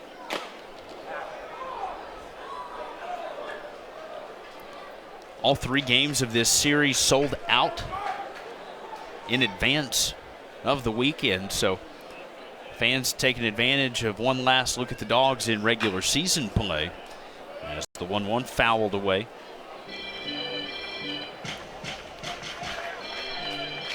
Georgia in action next week, of course, in Hoover in the SEC tournament, then likely looking at a national seed. And we'll be back in Athens for regional play. In the postseason, the 1-2. Swung on and missed by Talley. Great change up there from Cobb. He just fell right off the table. Talley, a great hitter. Tough guy to strike out. Just a great pitch, staying on top of it, having it running away from the left-handed hitter. Cobb came on with 2 outs in the 4th, and he struck out both batters that he's faced. We saw that in Alabama last night, too, after they pulled Tyler Ross. Davis Vayner came in, went 2 1/3, and really effective that first time through the lineup. Once Georgia was able to turn him over once, Dogs adjusted pretty well. Yeah, he had a pretty good breaking ball going. I think once they had a chance to see it, they made the adjustment the second time through. As you see, Alabama used 7 pitchers last night.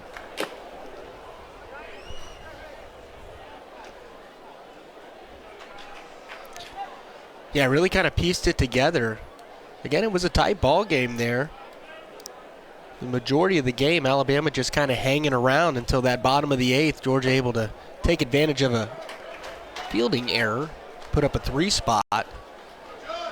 And really, it felt like a much closer ball game, even though Georgia seemed to be in control the whole time. Alabama was just kind of hanging around. You were waiting for them to get that big knock. They just were unable to do it as Georgia managed its pitching staff very well. Going to Christophak after Wilcox had a pretty good outing.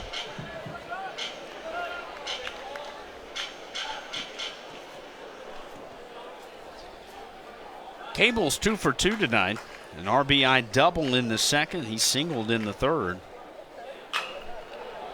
This one pulled foul.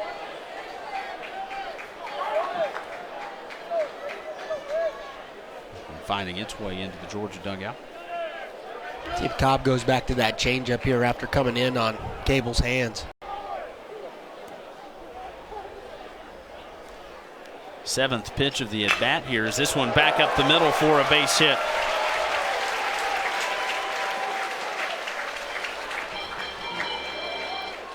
Three for 3 night for Georgia's designated hitter. Yeah, again, Cable just waiting it out, waiting for something out over the plate. Ball stays up just a little bit. Able to work one up the middle there, and you mentioned it, 3 for 3 on the night. That'll bring up Cam Shepard, who is 0 for 2. Ground out a fly out on his ledger for the evening. Pulls his batting average down to .230 here on the season.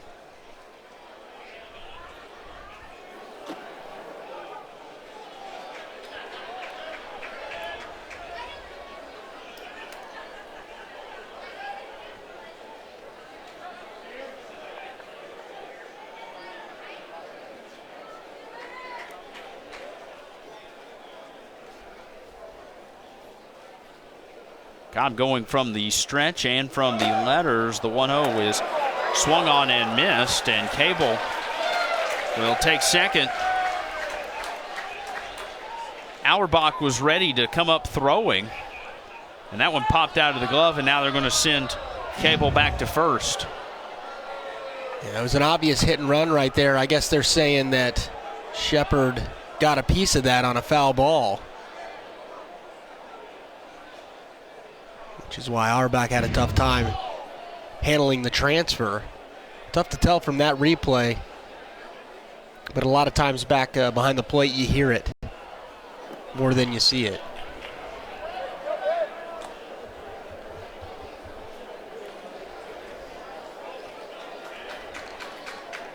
Cable 1 for 2 on the season in stolen bases. That negates his second stolen bag of the year. Pretty good speed for the big man there. Throw back to first. He'll dive back in. Well, he's got him thinking about him at the very least. There was no argument from Scott Strickland in the Georgia dugout on that foul tip.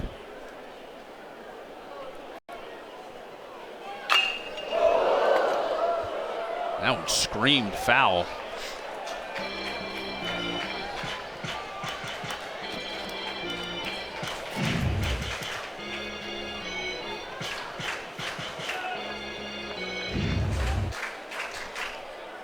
Shepard waking up Coach Daly down there at third base and the duck.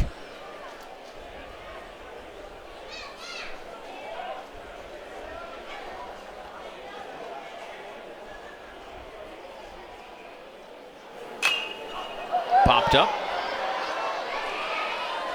and out of play. The gentleman in the blue shirt there had a souvenir for a second. Ends up falling into the hands of a youngster, 1-0 in front.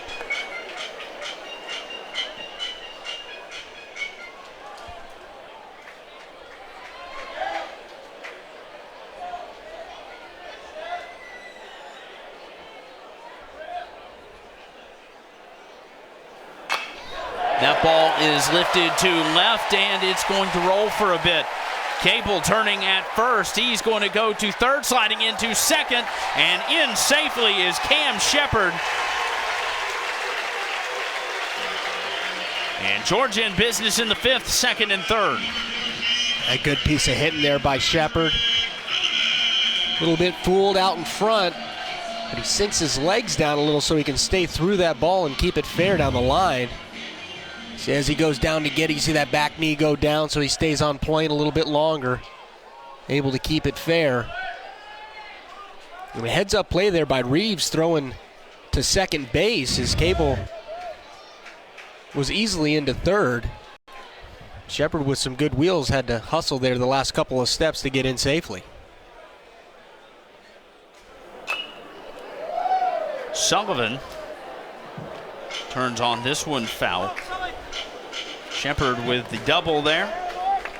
1 for 3 night now for him. Sullivan's 1 for 2. He's singled in the fourth. Another chance here for Sullivan to play to run without getting a hit. Infield in, looking to drive something to the outfield. I think he's a little upset himself missing that first pitch. A little bit late on the fastball in. This one going opposite. And foul. Good job there by Cobb coming in on the hands with the infield in. You go in on the hitter's hands so they can't get extended, get that ball into the air. You're looking to jam them up, and he's done that twice now to Sullivan.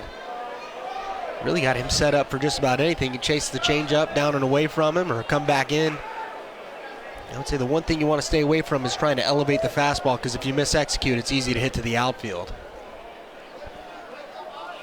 But really in command here. Arabaka, very athletic behind the plate, can block anything he wants to throw off speed in the dirt.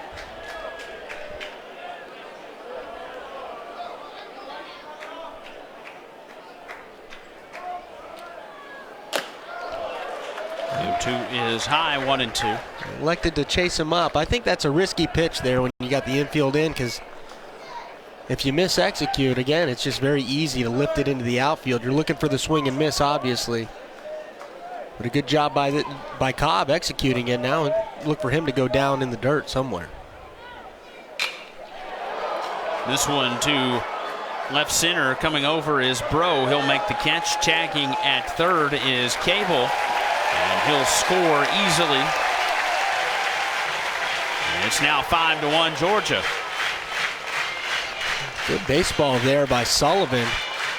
Cobb trying to go down with that changeup, just leaves it up enough. Sullivan gets the job done with a productive out. Stretches that lead to 4 now.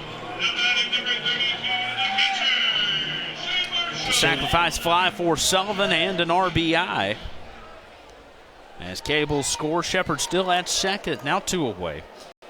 And the catcher Shane Marshall, who's got a single and a walk to his ledger tonight. Runner's going to go to third, throw down, is not in time. And Georgia active on the base paths here in the 5th. Shepard just timed it up right there. Cobb got into a little bit of a pattern, looking once and then going home, and Shepard was on the move before he even lifted his leg. Takes third rather easily. A perfect 6 for 6 on the season in stolen bases. And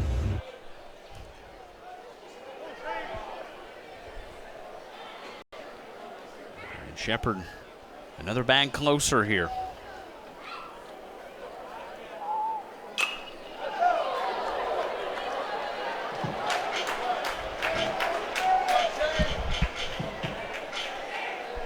One and 1 to Marshall.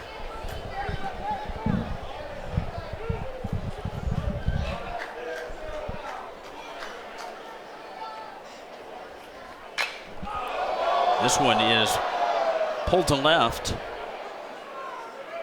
Nearly home run distance, but well foul. That one almost finding our friends out there in the left field lounge. That's right. Marshall out in front just a little bit. This young man with a lot of power potential. Big frame, strong kid. Will only get better with experience.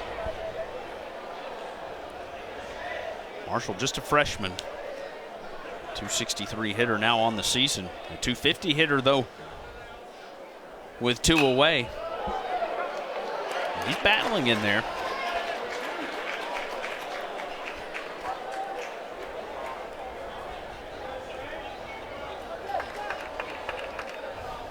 And clutch when needed, he's 333 with runners in scoring position, slugging 386. That one comes inside and gets him.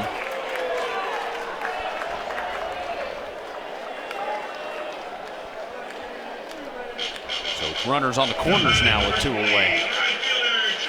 Yeah, just trying to go in, ball gets away from him. Looked like it actually hit him right in the knee. Maybe he got it in the thigh earlier, but On the replay there, looks like he got him right in the knee. Never a place you want to get hit as a catcher. Shane looks to be just fine, getting down to first. Was able to get the weight off of that front leg before the ball made contact with him, so I'm sure that helped out a little bit. And Cheney Rogers with a chance now. I'm sure he's happy not to see Love in there, as Love really had him perplexed on his breaking ball.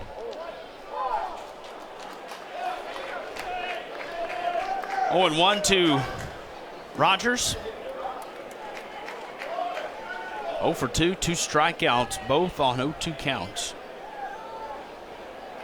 It's like you mentioned.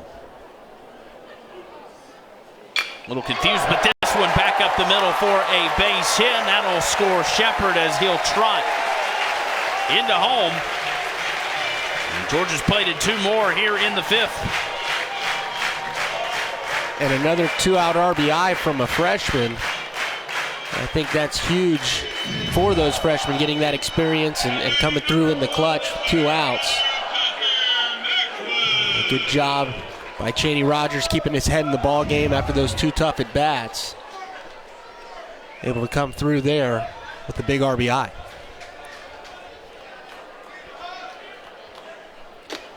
Top of the order for Georgia, Tucker Maxwell. Looking for his first hit of the night.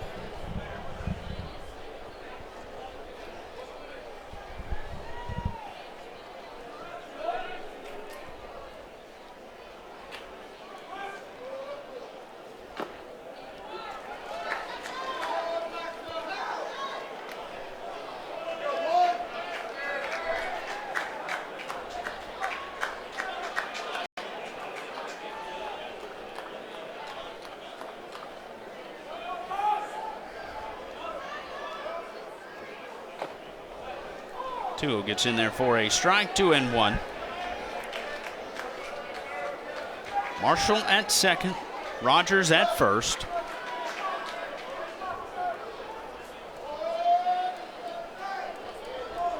Georgia has been clutch with 2 outs in this series. And that's just it's so heartbreaking as an opposing team when you're getting those 2-out RBIs hit on you. It's such a huge momentum lift for the team getting the 2-out RBIs, and I talk about Georgia getting the hit when it counts, and that's kind of the key to their victory offensively, and they've been able to do that here in these first 2 games.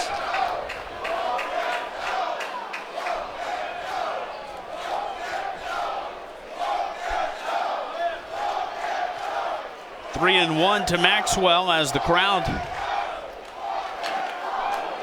urging Cobb on for the walk. Maxwell fouls that one away, count 3-2.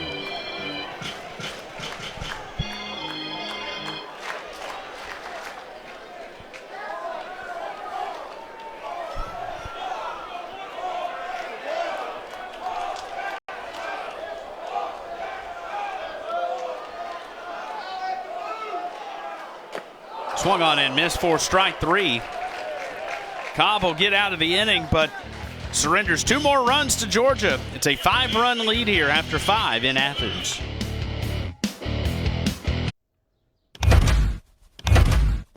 Extra power button. Extra power button. You're looking buff. May is Maytag month. Get great deals on powerful Maytag appliances right now. Not getting enough cash back with that credit card? Turn to the nerds. Are your credit cards working hard enough for you? At NerdWallet, we sort through hundreds of credit cards to find you the lowest rates and the sweetest perks like balance transfers and travel. Using your preferences to narrow your search, NerdWallet makes it easy to compare and find the perfect card for you. Need the right credit card? Turn to the nerds. At nerdwallet.com.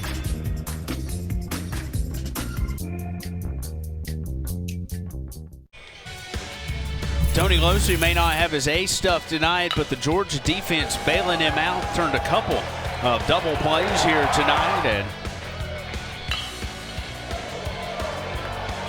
2 double plays on the evening by this Georgia defense, both 4.63s, and then how about Riley King there in left field? And that says it all right there. Alabama's fighting as hard as they can, and this Georgia defense is just coming up in the clutch and making the plays when they need to. You see that opponent's batting average, 195. Fielding percentage at 980 is third. And it's actually, it's better in SEC play. It's at 985. And then obviously the strikeouts there.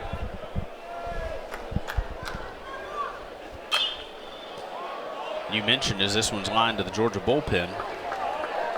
If Losi could get through the sixth, really sets up how you want to pitch the back end of this game. Although if Georgia keeps scoring, do you want to bring Shunk in? Yeah, I mean, that's a good question. I think you got to get him some work at some point. With the game to go tomorrow, you might just go ahead and wait for that chance then. I think Losi getting up there in pitch count for just being in the sixth inning, but much like Wilcox has really battled not having his ace stuff. Just making the pitch at the right time. And again, using that defense.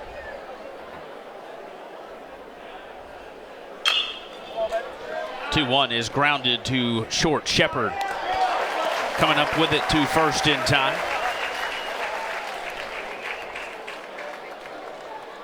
And Georgia very close to setting the single season strikeout record. And I thought they might be able to do it tonight with Losi on the mound. But again, I mean, this Alabama offense, it hasn't really swung and missed a whole lot. And he hasn't been as sharp as we're used to seeing him. But yet has only given up 4 hits in the lone run. Underhand to Losi there for the quick out on Joe Bro.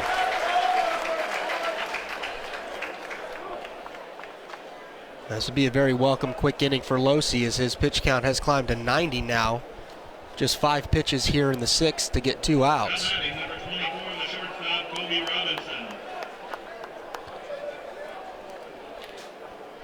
Five, 6, and 7.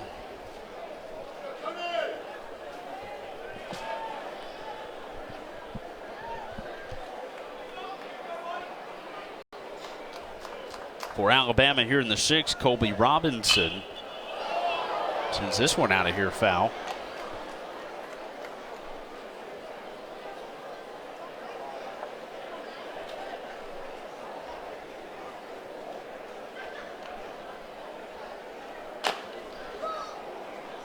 Outside 1-1. I like how fast Shane Marshall's getting that sign into Losi. He's getting into a little bit of a rhythm here. We'd mentioned he hadn't really found it all game. Marshall having a pretty good sense of Losi finding that rhythm is getting right back in his squat and getting ready for the sign as quick as possible. 1-2 to Robinson. Losi has not had a 1-2-3 inning all night. That's a pretty good spot right there. And I'll tell you, I think Losi's gotten squeezed just a little bit on some tough pitches. Just hasn't gotten the benefit of the doubt on one of them yet. 2-2, swung on and missed. And that 1-2-3 inning for Tony Losi comes here in the 6th. The strikeout of Colby Robinson. We head to the bottom half of the 6th.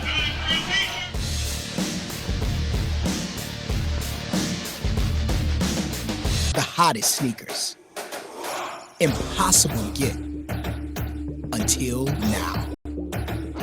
Every pair, every grail, always available, always authentic, never sold out. Millions know. Now you do too. StockX. Now you know. Visit StockX.com today.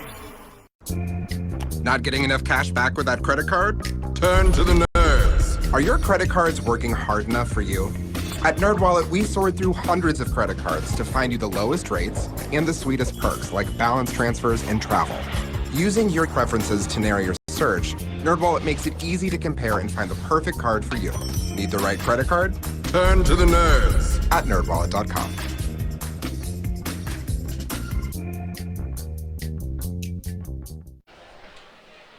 Bottom of the 6th in Athens. It's a 6-1 lead for Georgia.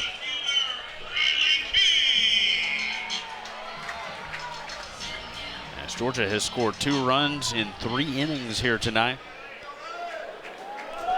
And Casey Cobb got into a bit of a jam there in the 5th, surrendering 2 runs, but they'll call on him to go the 6th here. 2, 3, and 4 for Georgia due up as 7 went to the plate, and this one a good pop and charge put into it on the first pitch by King. But a quick out here in the 6th. Yeah, King's really squared up. 3 balls, he has the 1 walk. But he had that deep fly out to the track in right field, the home run, and then that hard line drive right there. He's seeing the ball really well. We mentioned earlier, Georgia softball team, the 2 seed in the Minneapolis Regional. Was leading 3-2 in the 4th, now trailing Drake 4-3, top of the 7th. Georgia's the home team. So they'll get to bat in the bottom half and try to rally.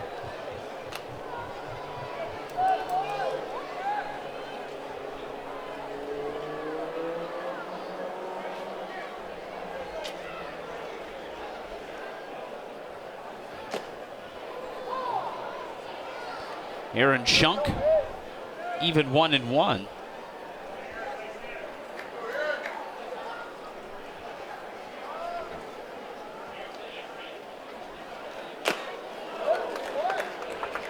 Shunk looking to unload there, comes up empty.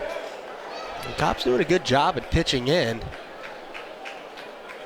That one gets, he's got some late action kind of run into the right-hander too, as you see Shunk chasing that one out of the zone.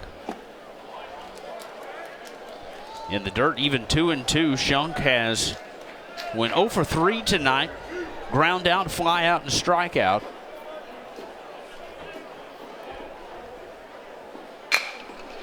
This one a ground ball to short. Robinson will field it, have to hustle, and it's airmailed at first. He may have beat it out anyways, but Robinson high on the throw. And that'll be the first error of the evening for Alabama. And puts a runner at first base with 1 away. Well, Shunk really got out of the box hot. I think Robinson looked up and wasn't expecting Shunk to be as close to the bag as he was. Kind of rushed the throw there, didn't get on top of it. Credit Shunk for getting out of that box quick. Not really known for his speed, but he can move. It was pretty much routine.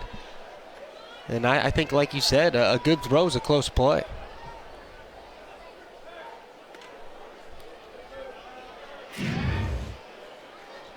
See him putting his head down and running, and Robinson didn't waste a whole lot of time.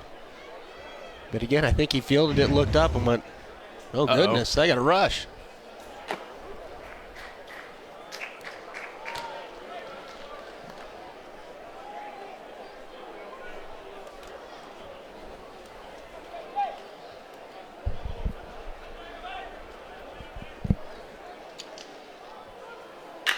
The 1-0, that one's lined to right. Gentry comes up throwing. Shunk will stop at second. And L.J. Talley aboard with his second single of the night.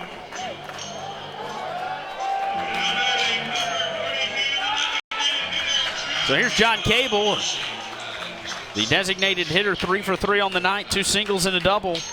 And he's driven in a run. He's going to get runners at first and second with one out, excuse me. And similar to last night, we saw Vayner come in and look really solid first time through the lineup. Well, now Cobb going his second time through the lineup. And Georgia making the adjustment, starting to square some balls up. And also trying to take advantage of a miscue defensively from Alabama, as we saw last night as well. So got to credit these Georgia hitters for really making the adjustment after seeing the pitcher one time through. They're doing a good job at adjusting their approaches and really seeing some pitches.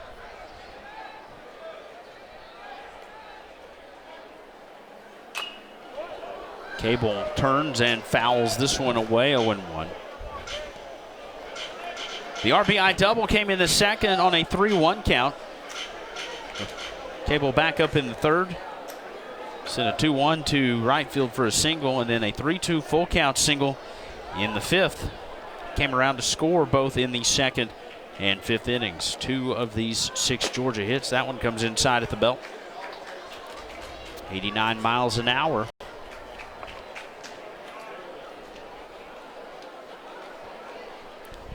.412 hitter with runners in scoring position. 298 on the year, looking to hit 300 right here.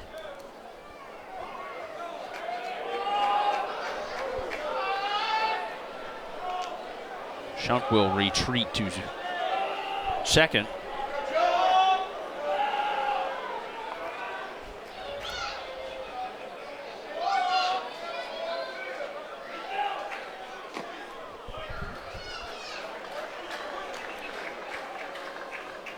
You mentioned Shunk, not necessarily known for his speed after legging that one out at first. I think he's got the attention. He's getting some happy feet out there at second base. Ready to dance a little bit. 2-1. Home run cut, but came up empty.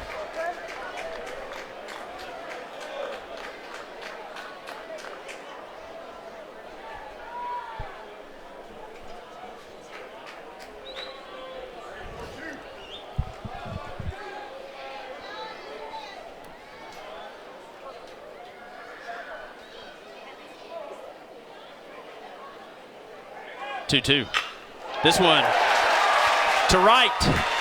Waved around is Shunk. The throw is fumbled in the cutoff.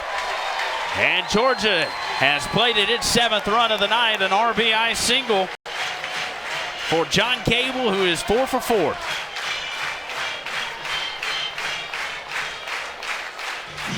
He's having a great night. Again, ball migrates out over the plate, up in the zone.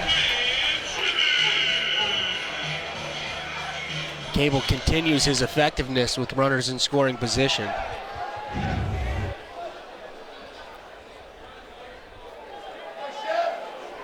Now hitting north of 400 with runners in scoring position, now over 300 for the year. With that single, his 3rd of the night. Tally at second, Cable at first for Cam Shepard, who has doubled and stole a base tonight in a 1-for-3 evening, and chased after that one there.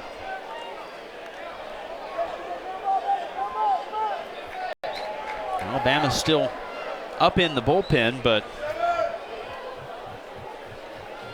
seem content to let Cobb ride out a lot of this. I think they went through so many pitchers last night, they're really trying to minimize how many times they got to make that call tonight. Yeah, I think in a 7-1 ball game at this point, you're kind of looking forward to trying to get that game tomorrow. Want to have as many bullets as you can out in that bullpen fresh. Of course, they're going to have their hands full scoring runs against Emerson Hancock. It's a heck of a Game 3 starter. Not sure you're going to find many better than that. Tough to find a Game 1 starter better than Emerson Hancock the way he's throwing the ball right now. It was a little interesting to see how Georgia set up this rotation this weekend, and one of those things, if you can take care of business on that opening game, you know what you're going to get in Losi, and then that really sets up nicely in Game 3. And I think they'll keep it kind of the same. And you talk about going forward into the SEC tournament and then onto a regional. 1-2 is sent to right. Dropping back is Gentry. Checking at second and running is Tally. He'll make it into third.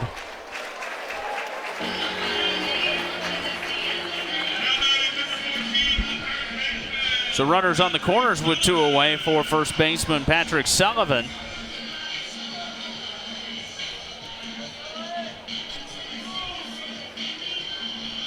I was noticing catcher Shane Marshall sitting in the dugout there a minute ago with the gear on, and this inning has prolonged. He's going to have to pull off everything now and get ready to hit. He's still got the shin guards on, but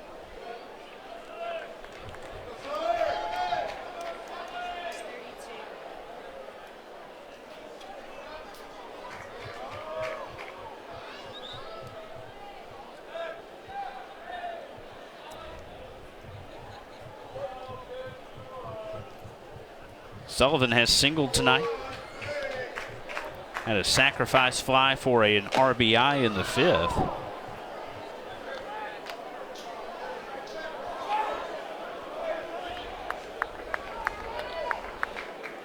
As a former catcher, it can be annoying, I would imagine. Sometimes you get the gear on, throw it off real quick, you get ready to hit. Nah, I mean, for me, I always liked, if I was going on the on-deck circle, I was going to take the shin guards off and kind of get my mind into offensive mode. But it's you're so used to it at this point.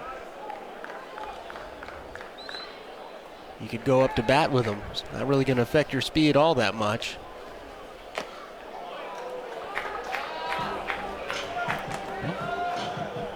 Brent Auerbach, the catcher, though, leading off route, that might affect his speed a little bit. Yeah, he's a little more athletic than most catchers.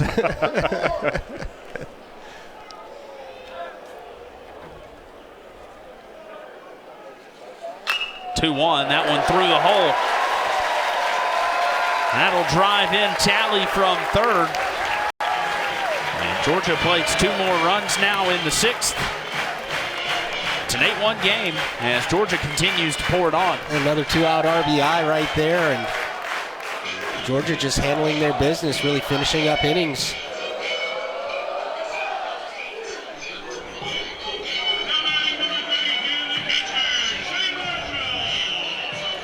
Shane Marshall, the catcher, will bat, but looks like we're going to have a pitching change here in Athens as the left hook thrown out here in the 6th. 8-1 Georgia.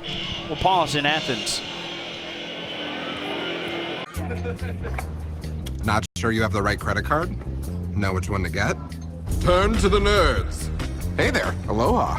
Need a card with great travel rewards? Turn to the nerds. Yowza, that sounded expensive. Time for a credit card with a lower interest rate? Turn to the nerds. Can we crack a window or something? The experts at NerdWallet make it easy to make smart money moves. Compare and find the best credit cards for you at nerdwallet.com. The hottest sneakers. Impossible to get. Until now. Every pair. Every grail. Always available. Always authentic. Never sold out. Millions know. Now you do too. StockX. Now you know. Visit StockX.com today. Pitching change for Alabama as Garrett Rooks, the sophomore from Coconut Creek, Florida, is on to pitch for the Tide here. Be the 3rd pitcher of the evening for Alabama. Rooks a 2.12 ERA.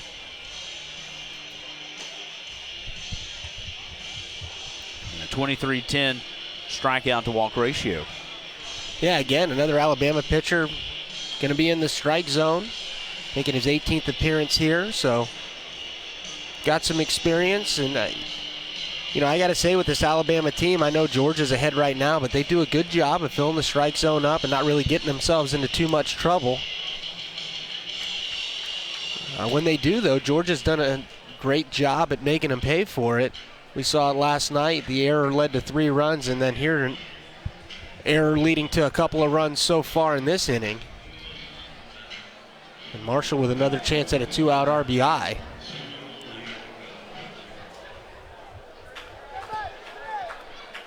John Cable at second, Patrick Sullivan at first with 2 away. The new pitcher will take a look at catcher Shane Marshall.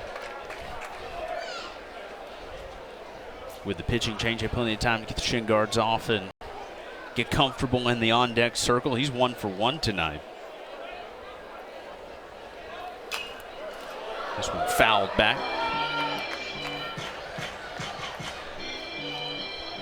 Justice Mills, a solo home run the bottom of the 7th inning in Minneapolis, tying Georgia and Drake at 4 runs apiece. They go the 8th inning there. An exciting start to the NCAA tournament for the Georgia softball team.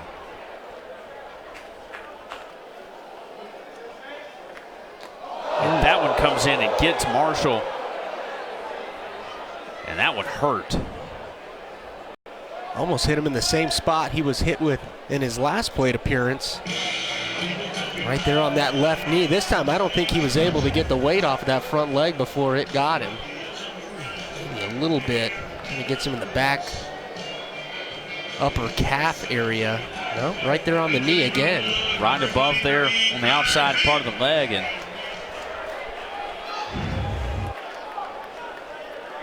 yeah, it's tough as a catcher. You take enough of a beating back behind the plate.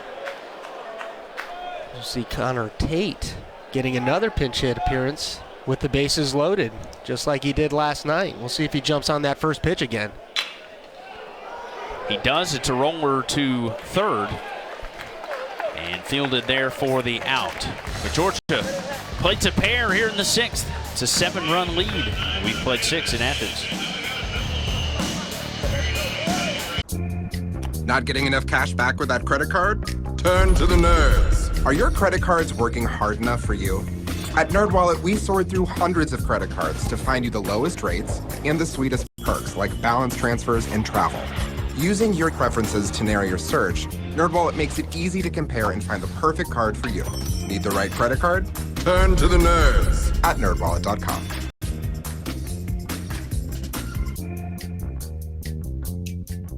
The hottest sneakers. Impossible to get. Until now. Every pair. Every grail. Always available. Always authentic. Never sold out. Millions know. Now you do too. StockX. Now you know. Visit StockX.com today. Vanderbilt doing what Vanderbilt does there in Lexington, 12-4 as that game's in the bottom of the 8th. Florida hanging on, looking to take the series over Missouri there in Columbia in a 2-2 game. In Starkville, South Carolina and the Bulldogs tangling. Ole Miss was on top of Tennessee early, 2-0. Vols have rallied 4-3 in the 7th. A&M on top of Arkansas 5-2, and LSU taking care of business on the Bayou 4-0. That game in the 4th. Our game. An 8-1 lead for Georgia as we go to the 7th. And Georgia going to go to the bullpen. Ryan Webb, sophomore from Roswell. On for Georgia. Tony Losi ending it on a high note, like you mentioned, going 1-2-3 there in the 6th. Yeah, I thought that was one of his best innings. It was the only 3-up, 3-down inning he had, but going to Webb here with the lead. And Webb looking to get back in rhythm after missing a little bit of the season. On the shelf, rehabbing his arm, but full strength now. You see good numbers for him. The 1.96 ERA. But has shown a little bit of command issues here as of late, coming back from his brief injury. 6 weeks with arm soreness.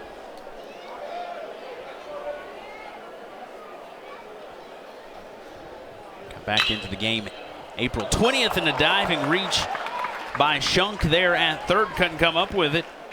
And Tyler Ross, 8-9-1 for Alabama here in the 7th. He's aboard with a single.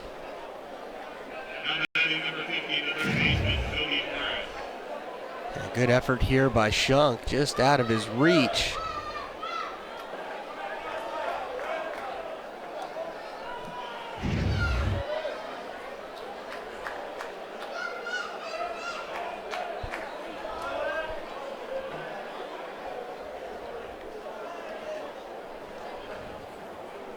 Ross aboard with the single.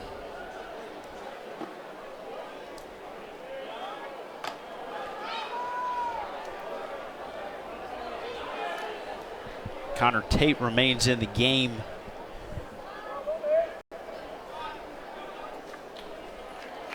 For Georgia and goes to right field after pinch hitting for Chaney Rogers.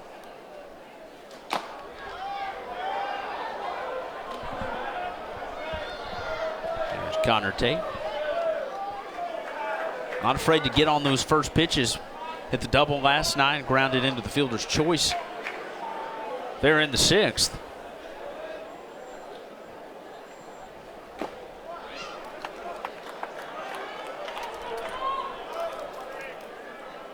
Webb struggling a bit here. With Morris, he's ahead 3-0.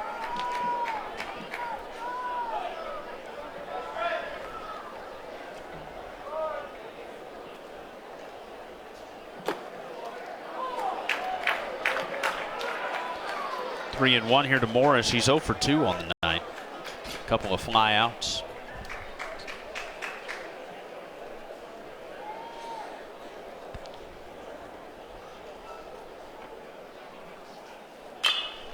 .31 is popped up. Calling for it at third is Shunk. He'll make the catch. One away.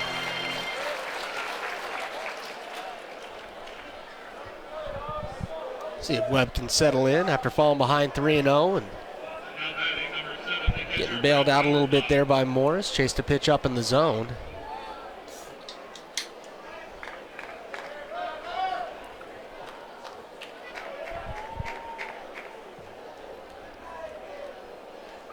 One on and one out. Turn the lineup card over. Here's Brent Auerbach.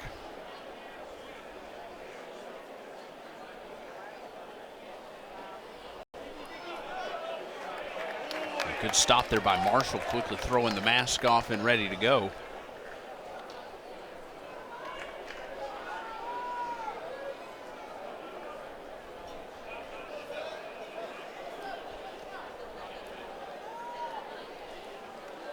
Auerbach has reached on a walk tonight, but 0 for 2 otherwise.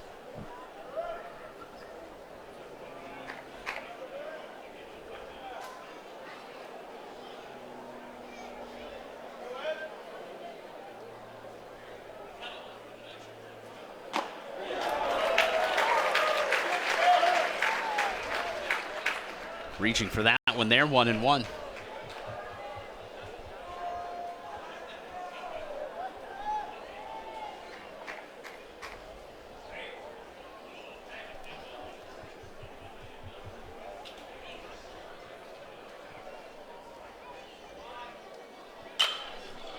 This one is sent to center. Coming on is Maxwell, 2 away.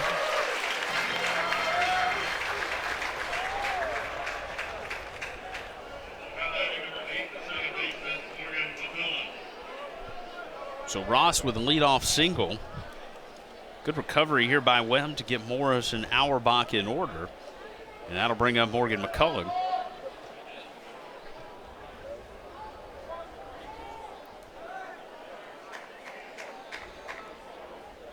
He has walked.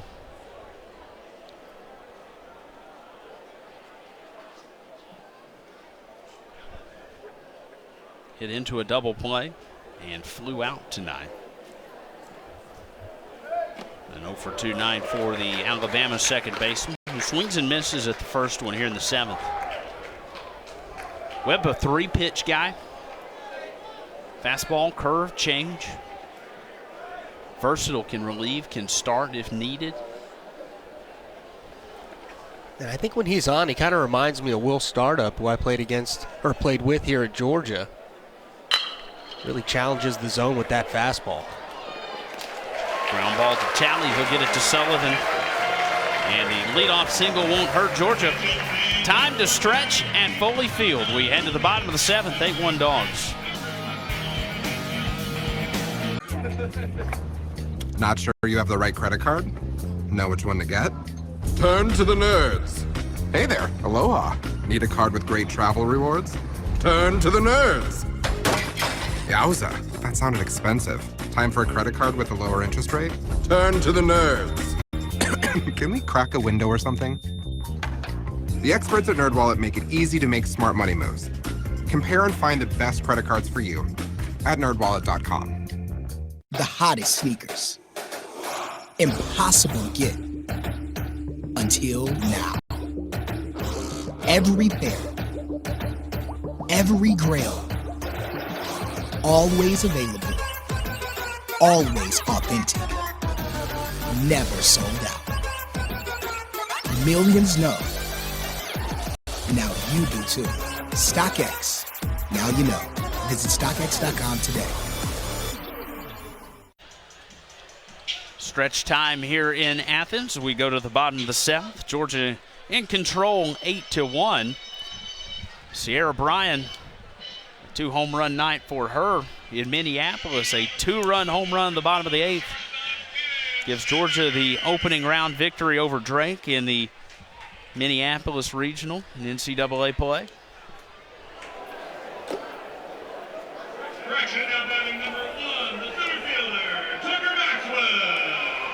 Georgia softball playing well at the right time of year. You know how important that is. Very important.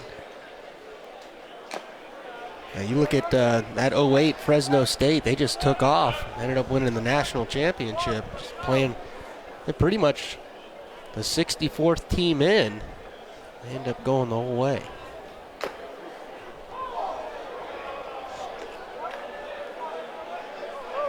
Such a funny sport, baseball, softball, that long season. Momentum is so important, and confidence.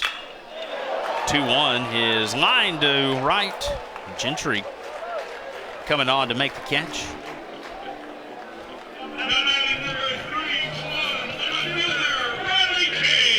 And I'd say for Georgia, they're peaking at the right time as well. Everybody's getting healthy. I think offensively, you've seen Shepard start to get hot. We're really putting things together here, and you know, with that pitching staff, it'll take you a long way. Georgia went to Starkville April 26th through the 28th and got swept in a couple of very uncompetitive games. Since then, Georgia has only lost twice. As the 1-0 swung on and missed. A midweek extra inning contest on the road against Jacksonville State, and a 1-run extra inning loss in the sandwich game down at Auburn.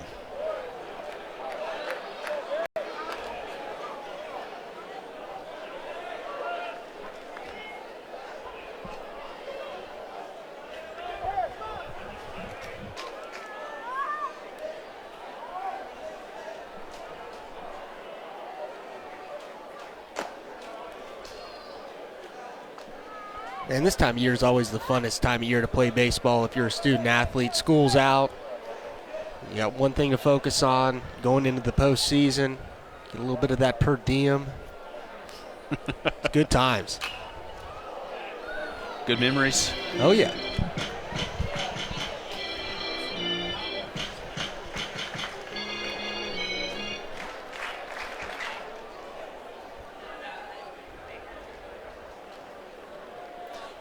On the flip side, if you're struggling and having a poor season, now with classes being out, baseball being your only distraction, in some ways you're kind of excited for the season to maybe get over if you're struggling. Yeah, you're thinking about summer ball a little bit, and we're getting to the summer, kind of starting with a clean slate.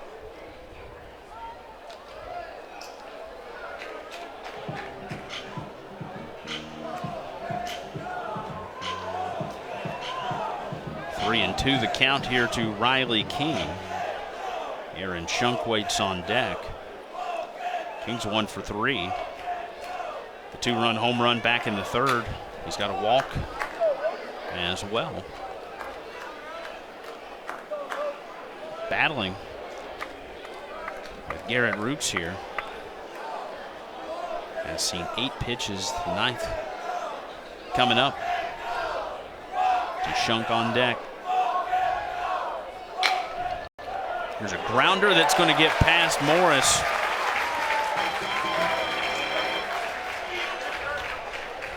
One out single for Riley King. That'll bring up Aaron Shunk.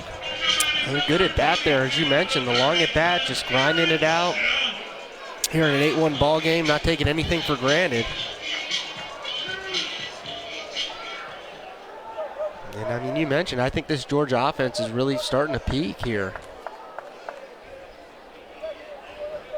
Doing a great job with 2 outs and runners in scoring position, getting that RBI. Really making the pitcher have to work for everything. Boy, he's going to work for that one as that ball is gone. Aaron Shunk hitless on the night. No more. His 10th home run of the season. It's a 2-run shot. Georgia's scored 2 runs in each of the last 3 innings. And that Bulldog offense continuing to pour it on here.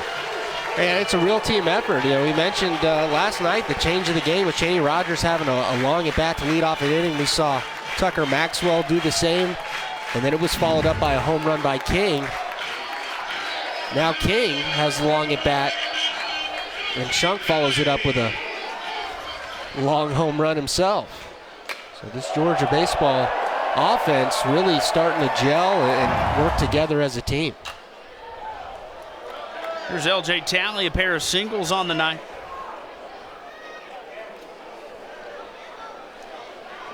So King scores from first, Aaron Shunk, the 2-run home run. And every time Georgia has scored tonight, they've scored 2 runs. Second, third innings, quiet in the 4th, and then the 5th, and the 6th, and the 7th.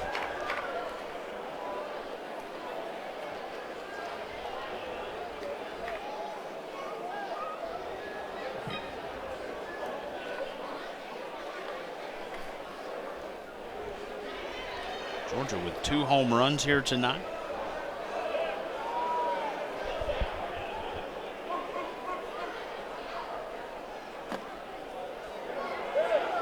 And now the 2 and 3 spots in the lineup. John Cable, the DH in the 5. He's 4 for 4. Georgia with 14 hits now.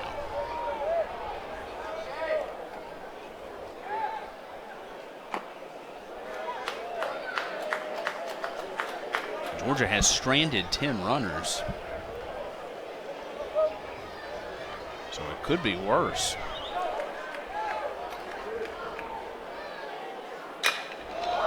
This one solidly hit to center. Bro can't get there in time. He'll stop to let it bounce so he can make a play on it. And L.J. Talley, his 3rd single of the night. And on a 3-2 full count. And here's John Cable, a 4 for 4 night for him. An RBI double in the 2nd. That one all the way to the wall. He singled in the 3rd. Would single in the 5th. And an RBI single in the 6th. 2 RBIs. He scored twice himself. And you mentioned the 10 runners that Georgia's left on. I think that's really a byproduct of them with the 2 out RBIs. They're getting the RBIs when they need to, and you know, just guys are on base when the inning finally comes to a close. So I feel like that's not a bad thing necessarily that they're leaving that many runners on. That's very true. You know, tough to get mad about much when you score 10 runs in a ball game. So. Left the bases loaded in the 4th, 2 on in the 5th, and loaded again in the 6th. Yeah, I think you got to look at Georgia, and they're locked in right now offensively. 1 through 9. You talked about all 10 guys in the lineup last night reaching base. 9 of them getting hits. Cheney Rogers the only one that didn't get a hit. He got pinch hit 4. So he just had the 2 plate appearances and worked a walk in one of those. That was a big walk. I think overall they're just really locked in, and it's you mentioned timing. It's the right time to be that way. This one over the head of Robinson at short. Talley thought about turning at second. He'll hold. And John Cable is 5 for 5. I believe that ties a record here at Georgia.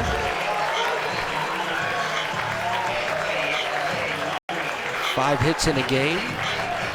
And by a few guys. If I'm right, I think David Coffey and Josh Smith. Keegan McGovern as well.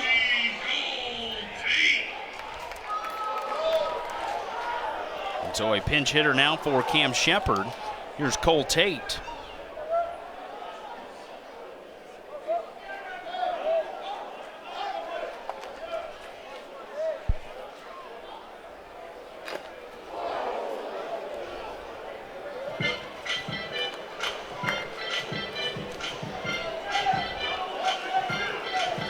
John Cable in his Georgia career has had a 4-hit game. He's never had a 5-hit game. And in fact, no one on the roster has had a 5-hit game. They are few and far between. Got a handful of 4-hit games. As Cole Tate pinch hits here, he's a 208 hitter on the season. 1-1.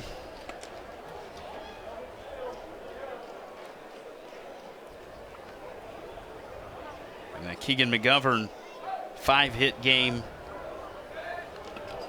was the last time a Georgia player went 5 for 5. School record is 6 for 6.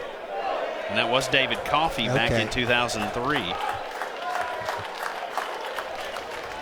As everybody advances here. Tally to third. Cable to second.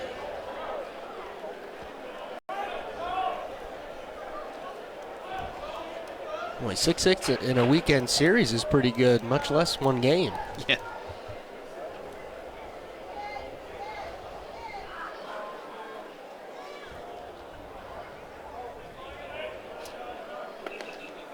Two and one the count here to Tate. He looks at one for a strike. And you talk about Georgia hitting. We mentioned earlier that this is a pitching staff that's capable of winning the SEC tournament, and Georgia's never done that. And it's hard to say how many times Georgia's had a complete staff that could do that. If they can swing the bats like this in Hoover, you've got a really tough out in this Georgia squad. Yeah, they're going to give some teams some fits. But again, it's just that in that tournament, it's you know, now it's longer than the World Series in Omaha as far as how many games are played, how many teams get in. So you basically have Omaha condensed into 1 week instead of spread out. You know, you get to play every other day when you're in Omaha. And you're in Birmingham, you're playing pretty much every day until you get into that winner's bracket. You get a day off. Depending on weather, you might play twice in a day if things get mixed up. So so it takes a lot of pitching depth to really have a chance. And I think Georgia's got to have one of the deepest pitching staffs. And again, I think a lot of that is through misfortune. They got a lot of guys, a lot of innings. When you talk about a few of the injuries they had and guys were able to step up, had the opportunity to do so, and now you really know what you got as far as depth goes. You got 4 legitimate starters, possibly 5, if they can get C.J. Smith back. And then a whole lot in the bullpen. You get Christofac there, and for really whatever you need him for, long relief, late innings. You got Shunk at third base. He's one of the nation's top closers. And Justin Glover looked great last night, closing the ball game out. There's a lot of options out there as far as pitching goes. 3-0 count here with 2 away to Patrick Sullivan. He'll walk. And the bases are loaded here in the 7th. And Georgia's going to pinch hit for Shane Marshall. And it'll be Austin Bagar coming out of the dugout.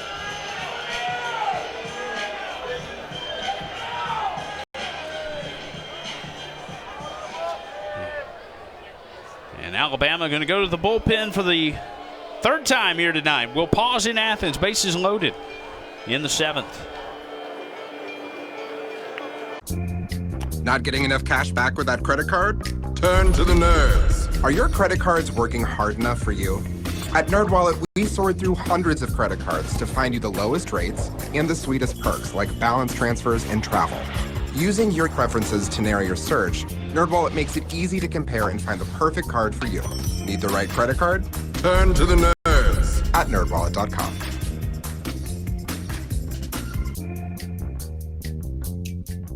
The hottest sneakers. Impossible to get. Until now.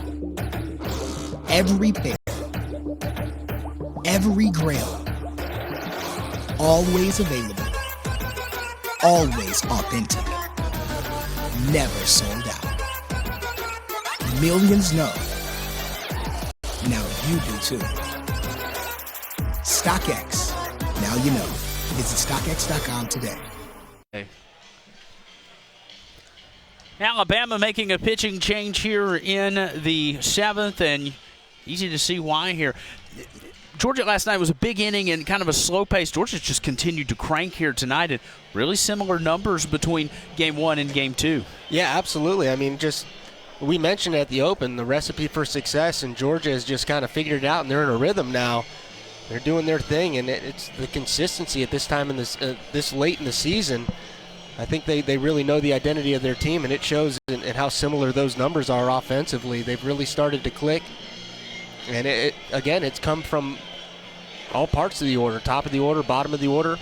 Early on in the year, they really struggled toward the bottom of the order. I think those guys have some experience now. They're starting to get hot. Helps having, Shepard going real well, and some of those younger guys at the bottom of the order, and Marshall and Rogers have really come on as of late. And they're not just getting hits, they're getting hits in the clutch when they count. There's Connor Shamblin, a 6'1 freshman from Lakeland, Tennessee. A 5.82 ERA, 23 strikeouts to 16 walks. This will be his 14th appearance on the season, and again, inherits a mess here as the bases are loaded with 2 away. And he'll face a pinch hitter in the form of Austin Bagar. Yeah, another young guy for Alabama getting some experience here. We're going to have a pinch runner there for Talley. Brandon Jernigan's going to run out there. Georgia getting some of their young guys some more experience, really. Brandon Jernigan, you talk about the injuries. I think one of the biggest injuries that you kind of forget about is Tucker Bradley out there in left field. Very exciting player, kind of a gamer, makes things happen at the plate, great defender. Pitched a little bit his freshman year, but he had a shoulder injury on his non-throwing arm early on in the season. That allowed for Chaney Rogers and Brandon Jernigan to get some time out there in the outfield. And they've really developed rather quickly.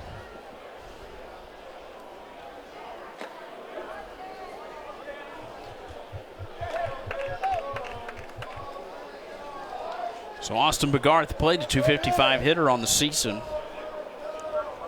He's 250 with the bases loaded. Jernigan now running at third. John Cable at second. Patrick Sullivan at first. Around the horn for Georgia on the base paths.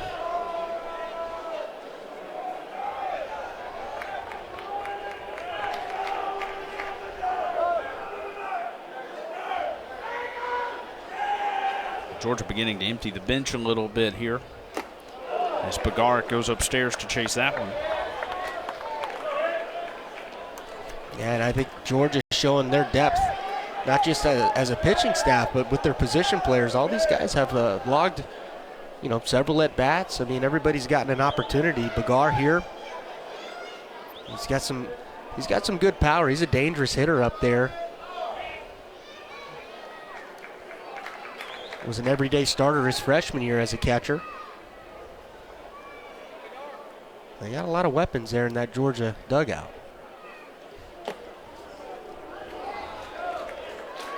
2-2 comes inside. But a jam to Bagar had he went around on it, but held off, and now a payoff pitch due. 3-2, 2 outs. Runners are going to be on the move. There's going to be a lot of chaos out there if Bagar can put one in play.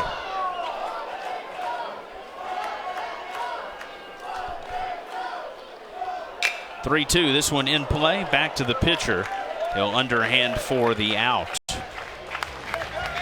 So Georgia leaves them loaded again, but played 2 more. 10-1 after 7.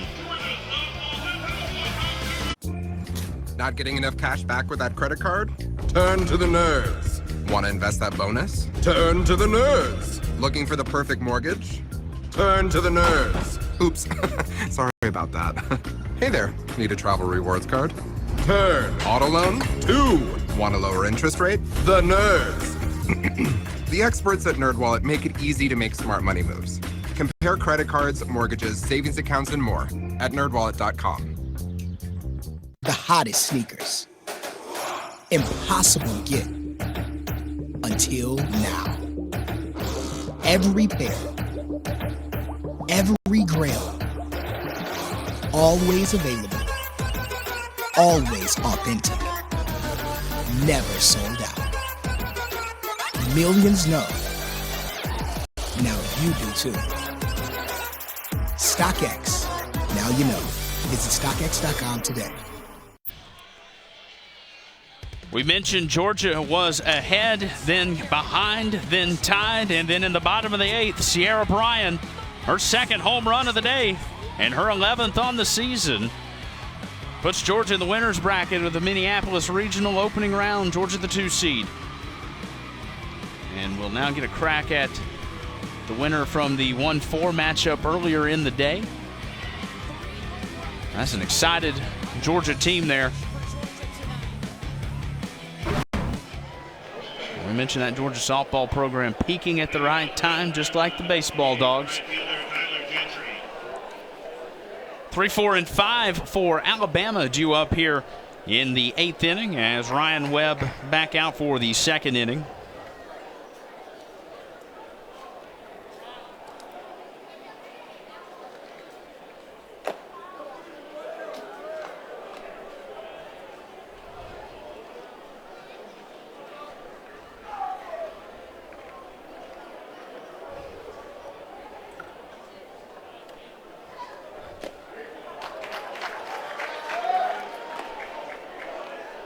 And a host of defensive changes for Georgia after all the bench emptying there in the 7th. So Cole will play short now for Shepard. Jernigan goes to left for King. Tate to right field, we mentioned earlier, for Rogers. King will take second for L.J. Talley, and then Austin Begar behind the plate now for Shane Marshall.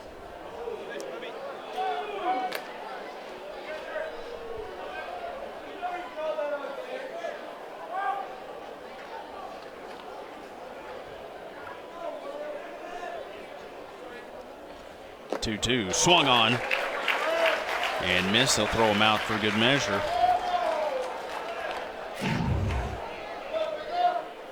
So you took something off that, a little change up down. Gentry unable to hold up. That really all starts with establishing that fastball down in the zone. That's how you're going to get those chases.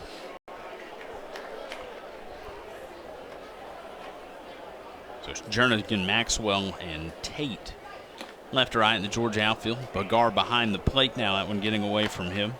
Shunk, Cole, King, and Sullivan left to right on the Georgia infield. Georgia with 10 runs, 16 hits, 13 runners left on base. As Drew Williamson ahead 2-0.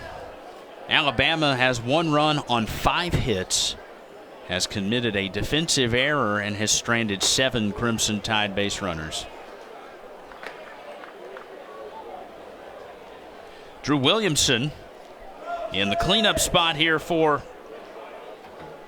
Alabama. Hit into a double play. He has singled and grounded out here tonight, and he'll walk on 4 straight here. Second time he's reached tonight.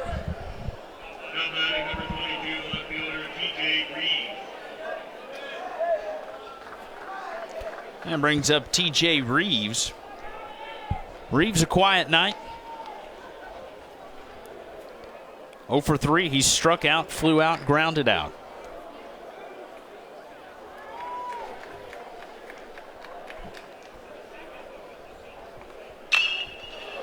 This one is lined to left center. This one going to bounce. Maxwell will cut it off. Hustling into third is Williamson, and Alabama has got runners on second and third with 1 away. And a good piece of hitting there by T.J. Reeves. He tore into that one from Ryan Webb. Yeah, and even better base running there. Reeves keeping his head up. Saw that Maxwell sailed that throw a little bit over the cutoff man's head, and as soon as he saw that high throw come from Maxwell, he turns it on and goes to second base. You see right there, great awareness by him to advance.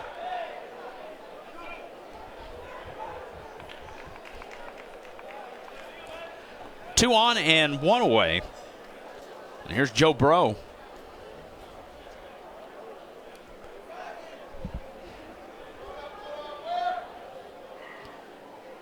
A lefty-on-lefty matchup here for the pitcher, Ryan Webb.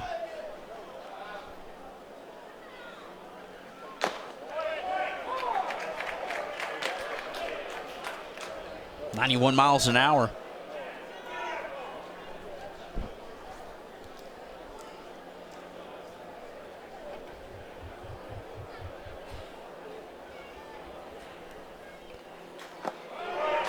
Swung on and missed there for strike two. Bro has reached twice. He singled in the second, walked in the fourth, and then grounded out in the sixth.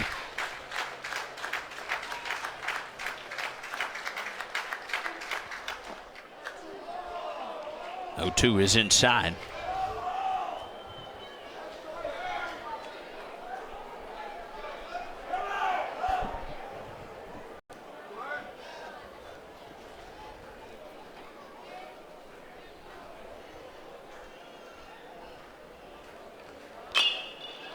One-two is pulled foul.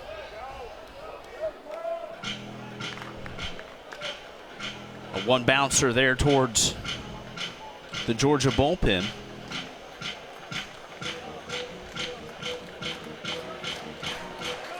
Behind Bro would be Colby Robinson if they don't pinch hit.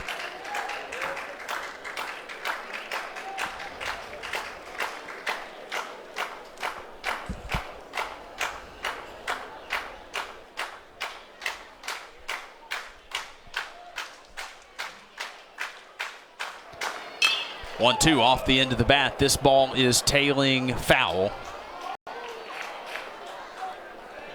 As Bro going opposite field on that one.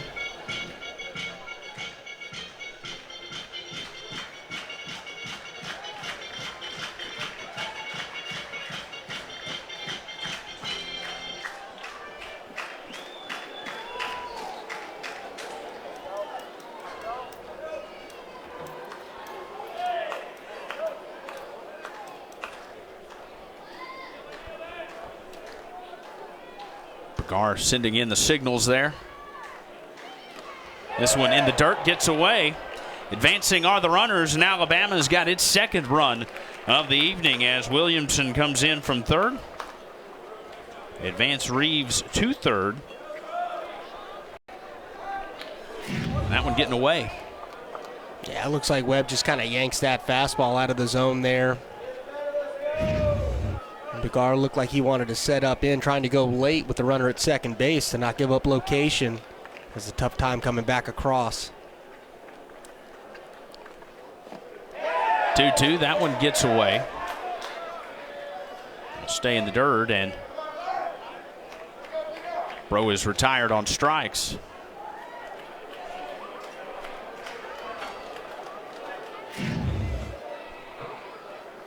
Good breaking ball there from Webb.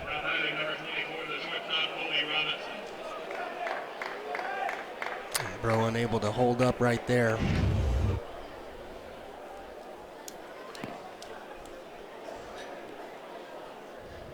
The pace is slowed down a little bit here. Yeah, Bagar having a tough time here getting the signals in. Not sure if the earpiece isn't working or just not quite in rhythm after taking over for Shane Marshall.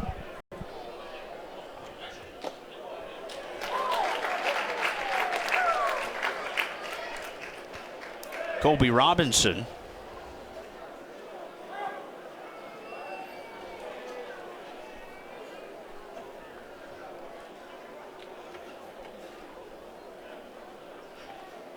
One, that one, a liner to third. And Aaron Shunk climbs the ladder and saves that one from finding the Foley Field outfield grass.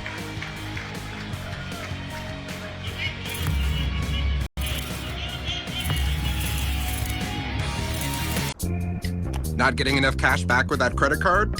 Turn to the nerds. Are your credit cards working hard enough for you? At NerdWallet, we sort through hundreds of credit cards to find you the lowest rates and the sweetest perks like balance transfers and travel. Using your preferences to narrow your search, NerdWallet makes it easy to compare and find the perfect card for you. Need the right credit card? Turn to the nerds at nerdwallet.com.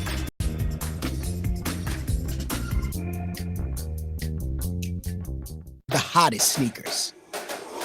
Impossible to get. Until now. Every pair.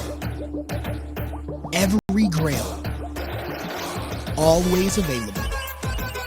Always authentic. Never sold out. Millions know. Now you do too. StockX. Now you know. Visit StockX.com today. Well, Vanderbilt has officially clinched the SEC East with the 12-4 victory over Kentucky. Vanderbilt winning that series. They'll go for the sweep tomorrow. Same for Florida, taking 2 on the road in Columbia. Going for the sweep tomorrow. Mississippi State in control of South Carolina in the 7th. Tennessee and Ole Miss, that's a good one on Rocky Top. A&M trying to take one from Arkansas and split that series. And LSU handling Auburn 4-1.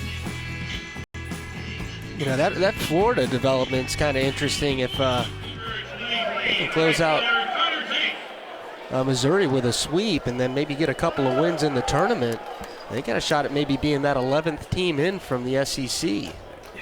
You feel like they have been pretty much written off. Yeah. Making the NCAA tournament, but like you said, they are putting it together at the right time. Didn't get the results last weekend in Knoxville that they would want.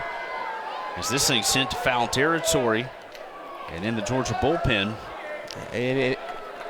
But answering back. Yeah. As you take a look at the top 4, all 4 of these teams are locked in for the first round buys.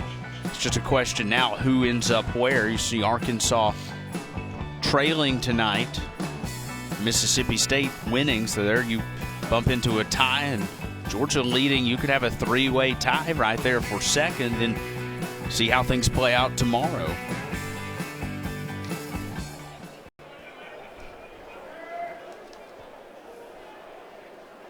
Yeah, but getting back to Florida and talking with Coach O'Sullivan a couple weeks ago when he was here in town, he really felt like 14 wins would be pretty good. I mean, obviously most they can get to is 13 regular season, but you throw in the tournament, they can go on a little bit of a run in the tournament.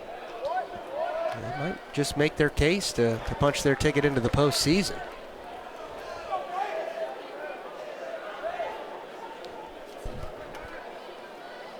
It has been an un-Florida-like year for the Gators for sure. They've got a young pitching staff, and it's been the pitching that has been a struggle for the Gators this year as Tate swings and misses. Good fastball right there. Tate unable to catch up.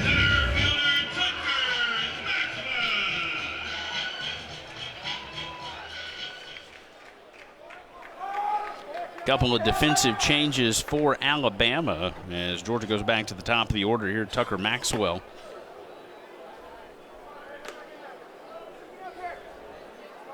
Brett Auerbach goes from catcher to third. And our first team All-SEC name participant Johnny Hawk in to catch for Alabama. It's a fantastic baseball name. And appropriate too. McClellan, the Iowa native, Hawkeye State. That's right. Saw Hawk come in and pinch hit last night. Struck out looking.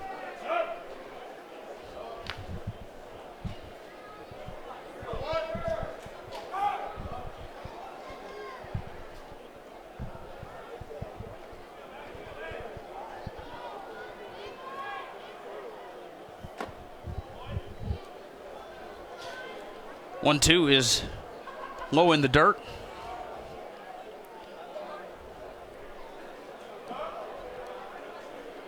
(10-2) our score here in Athens. Georgia looking to clinch the series and tie for the most regular season SEC wins in program history. Looking to break that tomorrow potentially with a sweep. And what's wild about that statistic is the other two 20-win seasons were SEC champions in 01 and 08. Georgia's got a chance to break that record and still not finish atop the SEC. It may be as low as 4th. Yeah.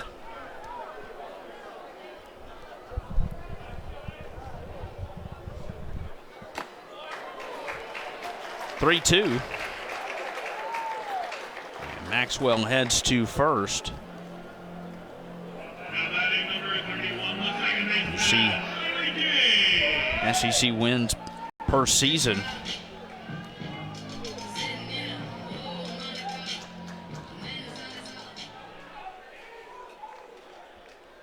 You see that 08 team, national runners up. 01 really got the program kind of going. Getting to Omaha there. Coach Polk. That one in the dirt and gets away from Hawk.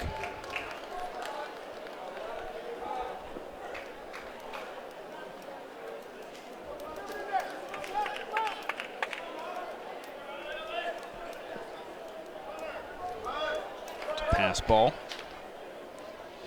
Maxwell to second with one away. Riley King, 2 for 4 here tonight.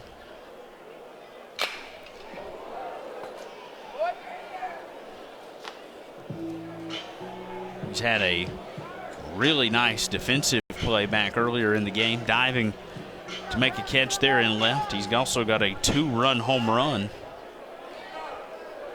He's really hit the ball hard all night. The 2 outs he's made been loud outs, a deep fly ball to right. Yeah, that's right, and a line out to right field as well.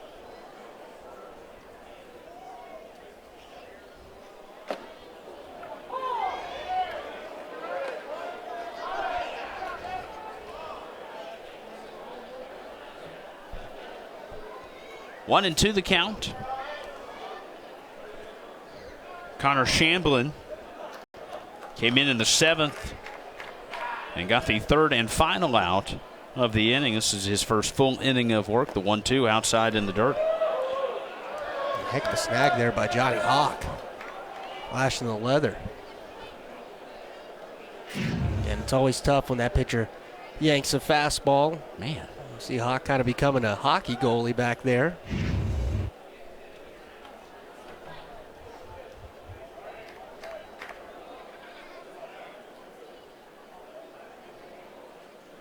(2-2). That one high. Coming off the perch there. And you see, it's freshman, it's just the misses are so big. And that's something that Wilcox has really gotten a lot better at as the season has gone. His misses have gotten a lot smaller. It's just difficult as a catcher really back there when you don't have confidence he's going to hit his spot. You can see the stuff is there. Just got to tame it. King striking out, thrown out at first by Hawk. So there's 2 away now for Aaron Schunk. And Shamblin now with 2 strikeouts. He's done a nice job since coming in there in the 7th. Yeah, again, you see the potential. Got a good fastball there. It's hit 94. A wipeout breaking ball, just has to find that command.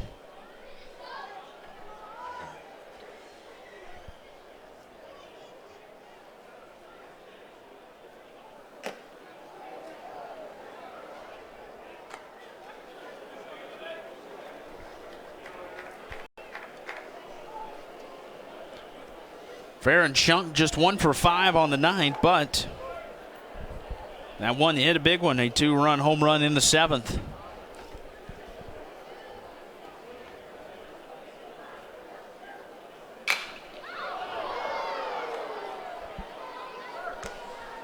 .95 right there from Shamblin. Good angle on that fastball. He gets his fingers on top.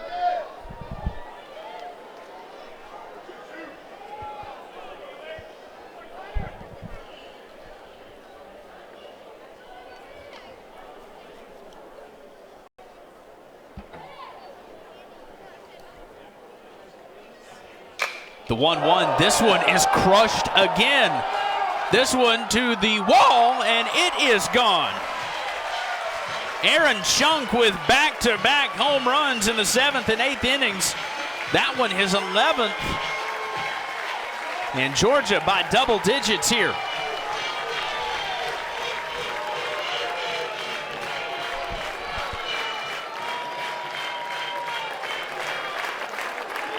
Yeah, Schunk again, as you mentioned, back-to-back home runs in his last 2 at-bats. Just a breaking ball just kind of hangs up there.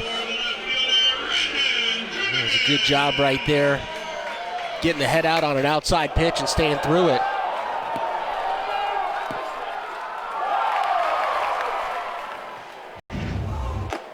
It's a 2-run home run.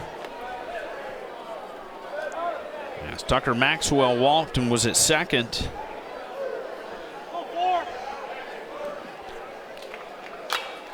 That's now 4 straight innings with 2 runs for Georgia. And if Randon Jernigan can reach, John Cable will get a shot at that record of 6 hits in 1 ball game.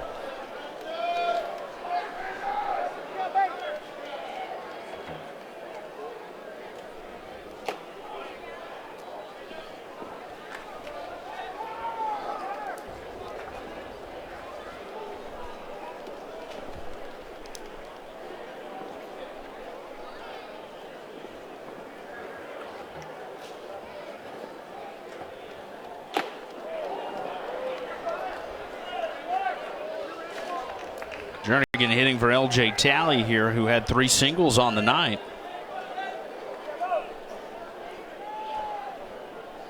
Jernigan, a freshman from the coast, Brunswick. 2-2 is a line foul.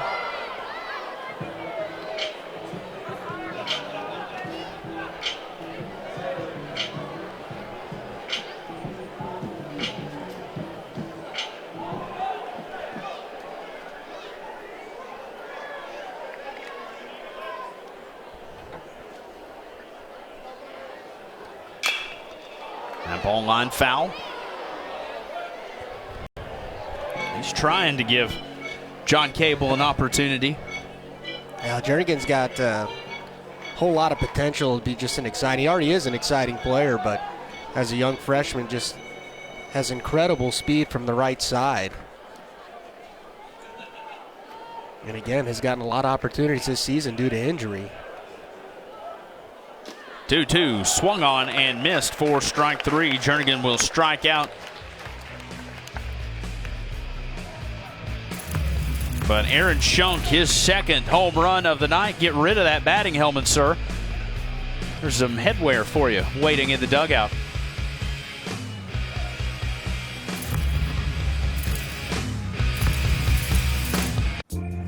Not getting enough cash back with that credit card? Turn to the nerds. Want to invest that bonus? Turn to the nerds. Looking for the perfect mortgage? Turn to the nerds. Oops, sorry about that. Hey there, need a travel rewards card? Turn. Auto loan? 2. Want a lower interest rate? The nerds. The experts at NerdWallet make it easy to make smart money moves. Compare credit cards, mortgages, savings accounts, and more at nerdwallet.com. The hottest sneakers. Impossible to get. Until now. Every pair. Every grail. Always available. Always authentic. Never sold out. Millions know. Now you do too. StockX. Now you know. Visit StockX.com today. Georgia going for the sweep tomorrow afternoon, 2 Eastern on the SEC Network. Sam Finnerty with that 6-7 record going against Emerson Hancock, and not sure you're going to find much better 3-starter in the country. No, that's going to be a fun one to watch. Hancock always is just a really good pitcher. I mean, not just the velocity, but just a really good pitcher. Changes speeds, gets swings and misses in the zone.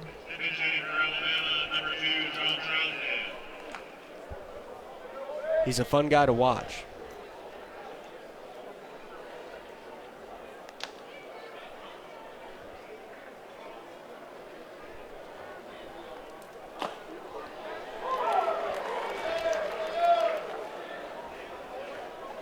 Look at Hancock there. The 1.31 ERA, 5th in Division I. Talk about the competition he's going up against in the SEC. A lot of good hitters, and he has just baffled them. Yeah, best ERA since 1957. And again, using wooden bats back in the 50s, so a little bit different ball game than what we're used to in college baseball. I think he makes what he's done a little bit more impressive. John Trousdale is the pinch hitter here for Alabama for Tyler Ross.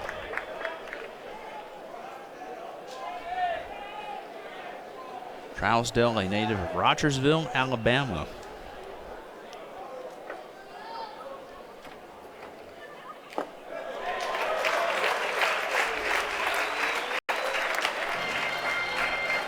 Down on the strikes there. And James Williams, a right-handed sophomore from Kennesaw, is on to pitch for Georgia, 7.72 ERA. Good opportunity for this young man, who just now his 5th appearance, to get some pitches here.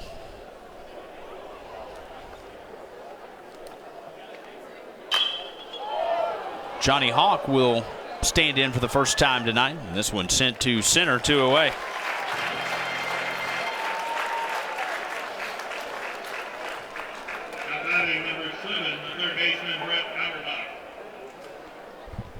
So back to the top of the order now with 2 away. Alabama down to its final out.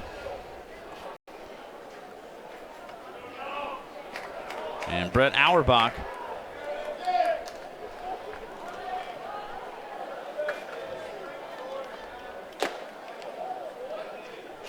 Auerbach has an 0 for 3 night. He walked once, but has flown out 3 times.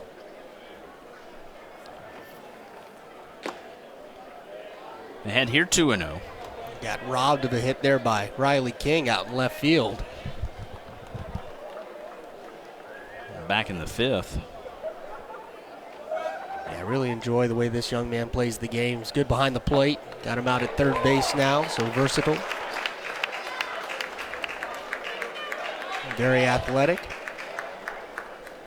He's running up against some good arms here against Georgia.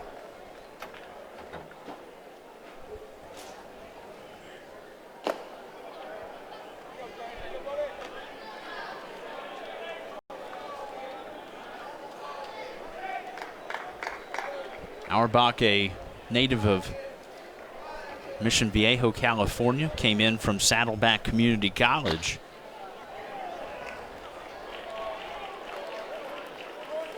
And like we've mentioned, not a ton of catchers are going to hit leadoff, so athletic, got some speed, can hit for power. And a junior for Alabama.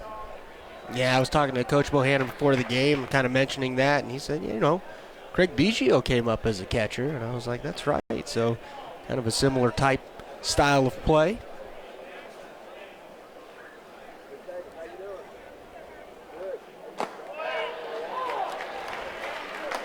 Biggio, one of my personal favorites. Always enjoyed watching him play the game. A legend for the Houston Astros. 0-1. Auerbach's going to take second with no throw.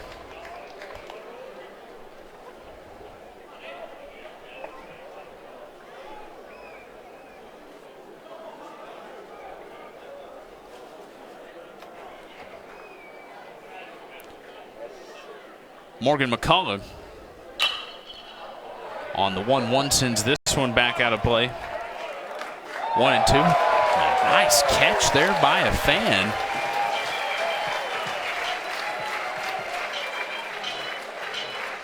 Fantastic catch. Just both hands basket right there. Looks like he's done that before. He's caught some BP in his day. Alabama down to its final strike. And burns it up there as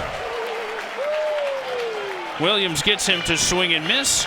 And Georgia has won the series and will go for the sweep tomorrow.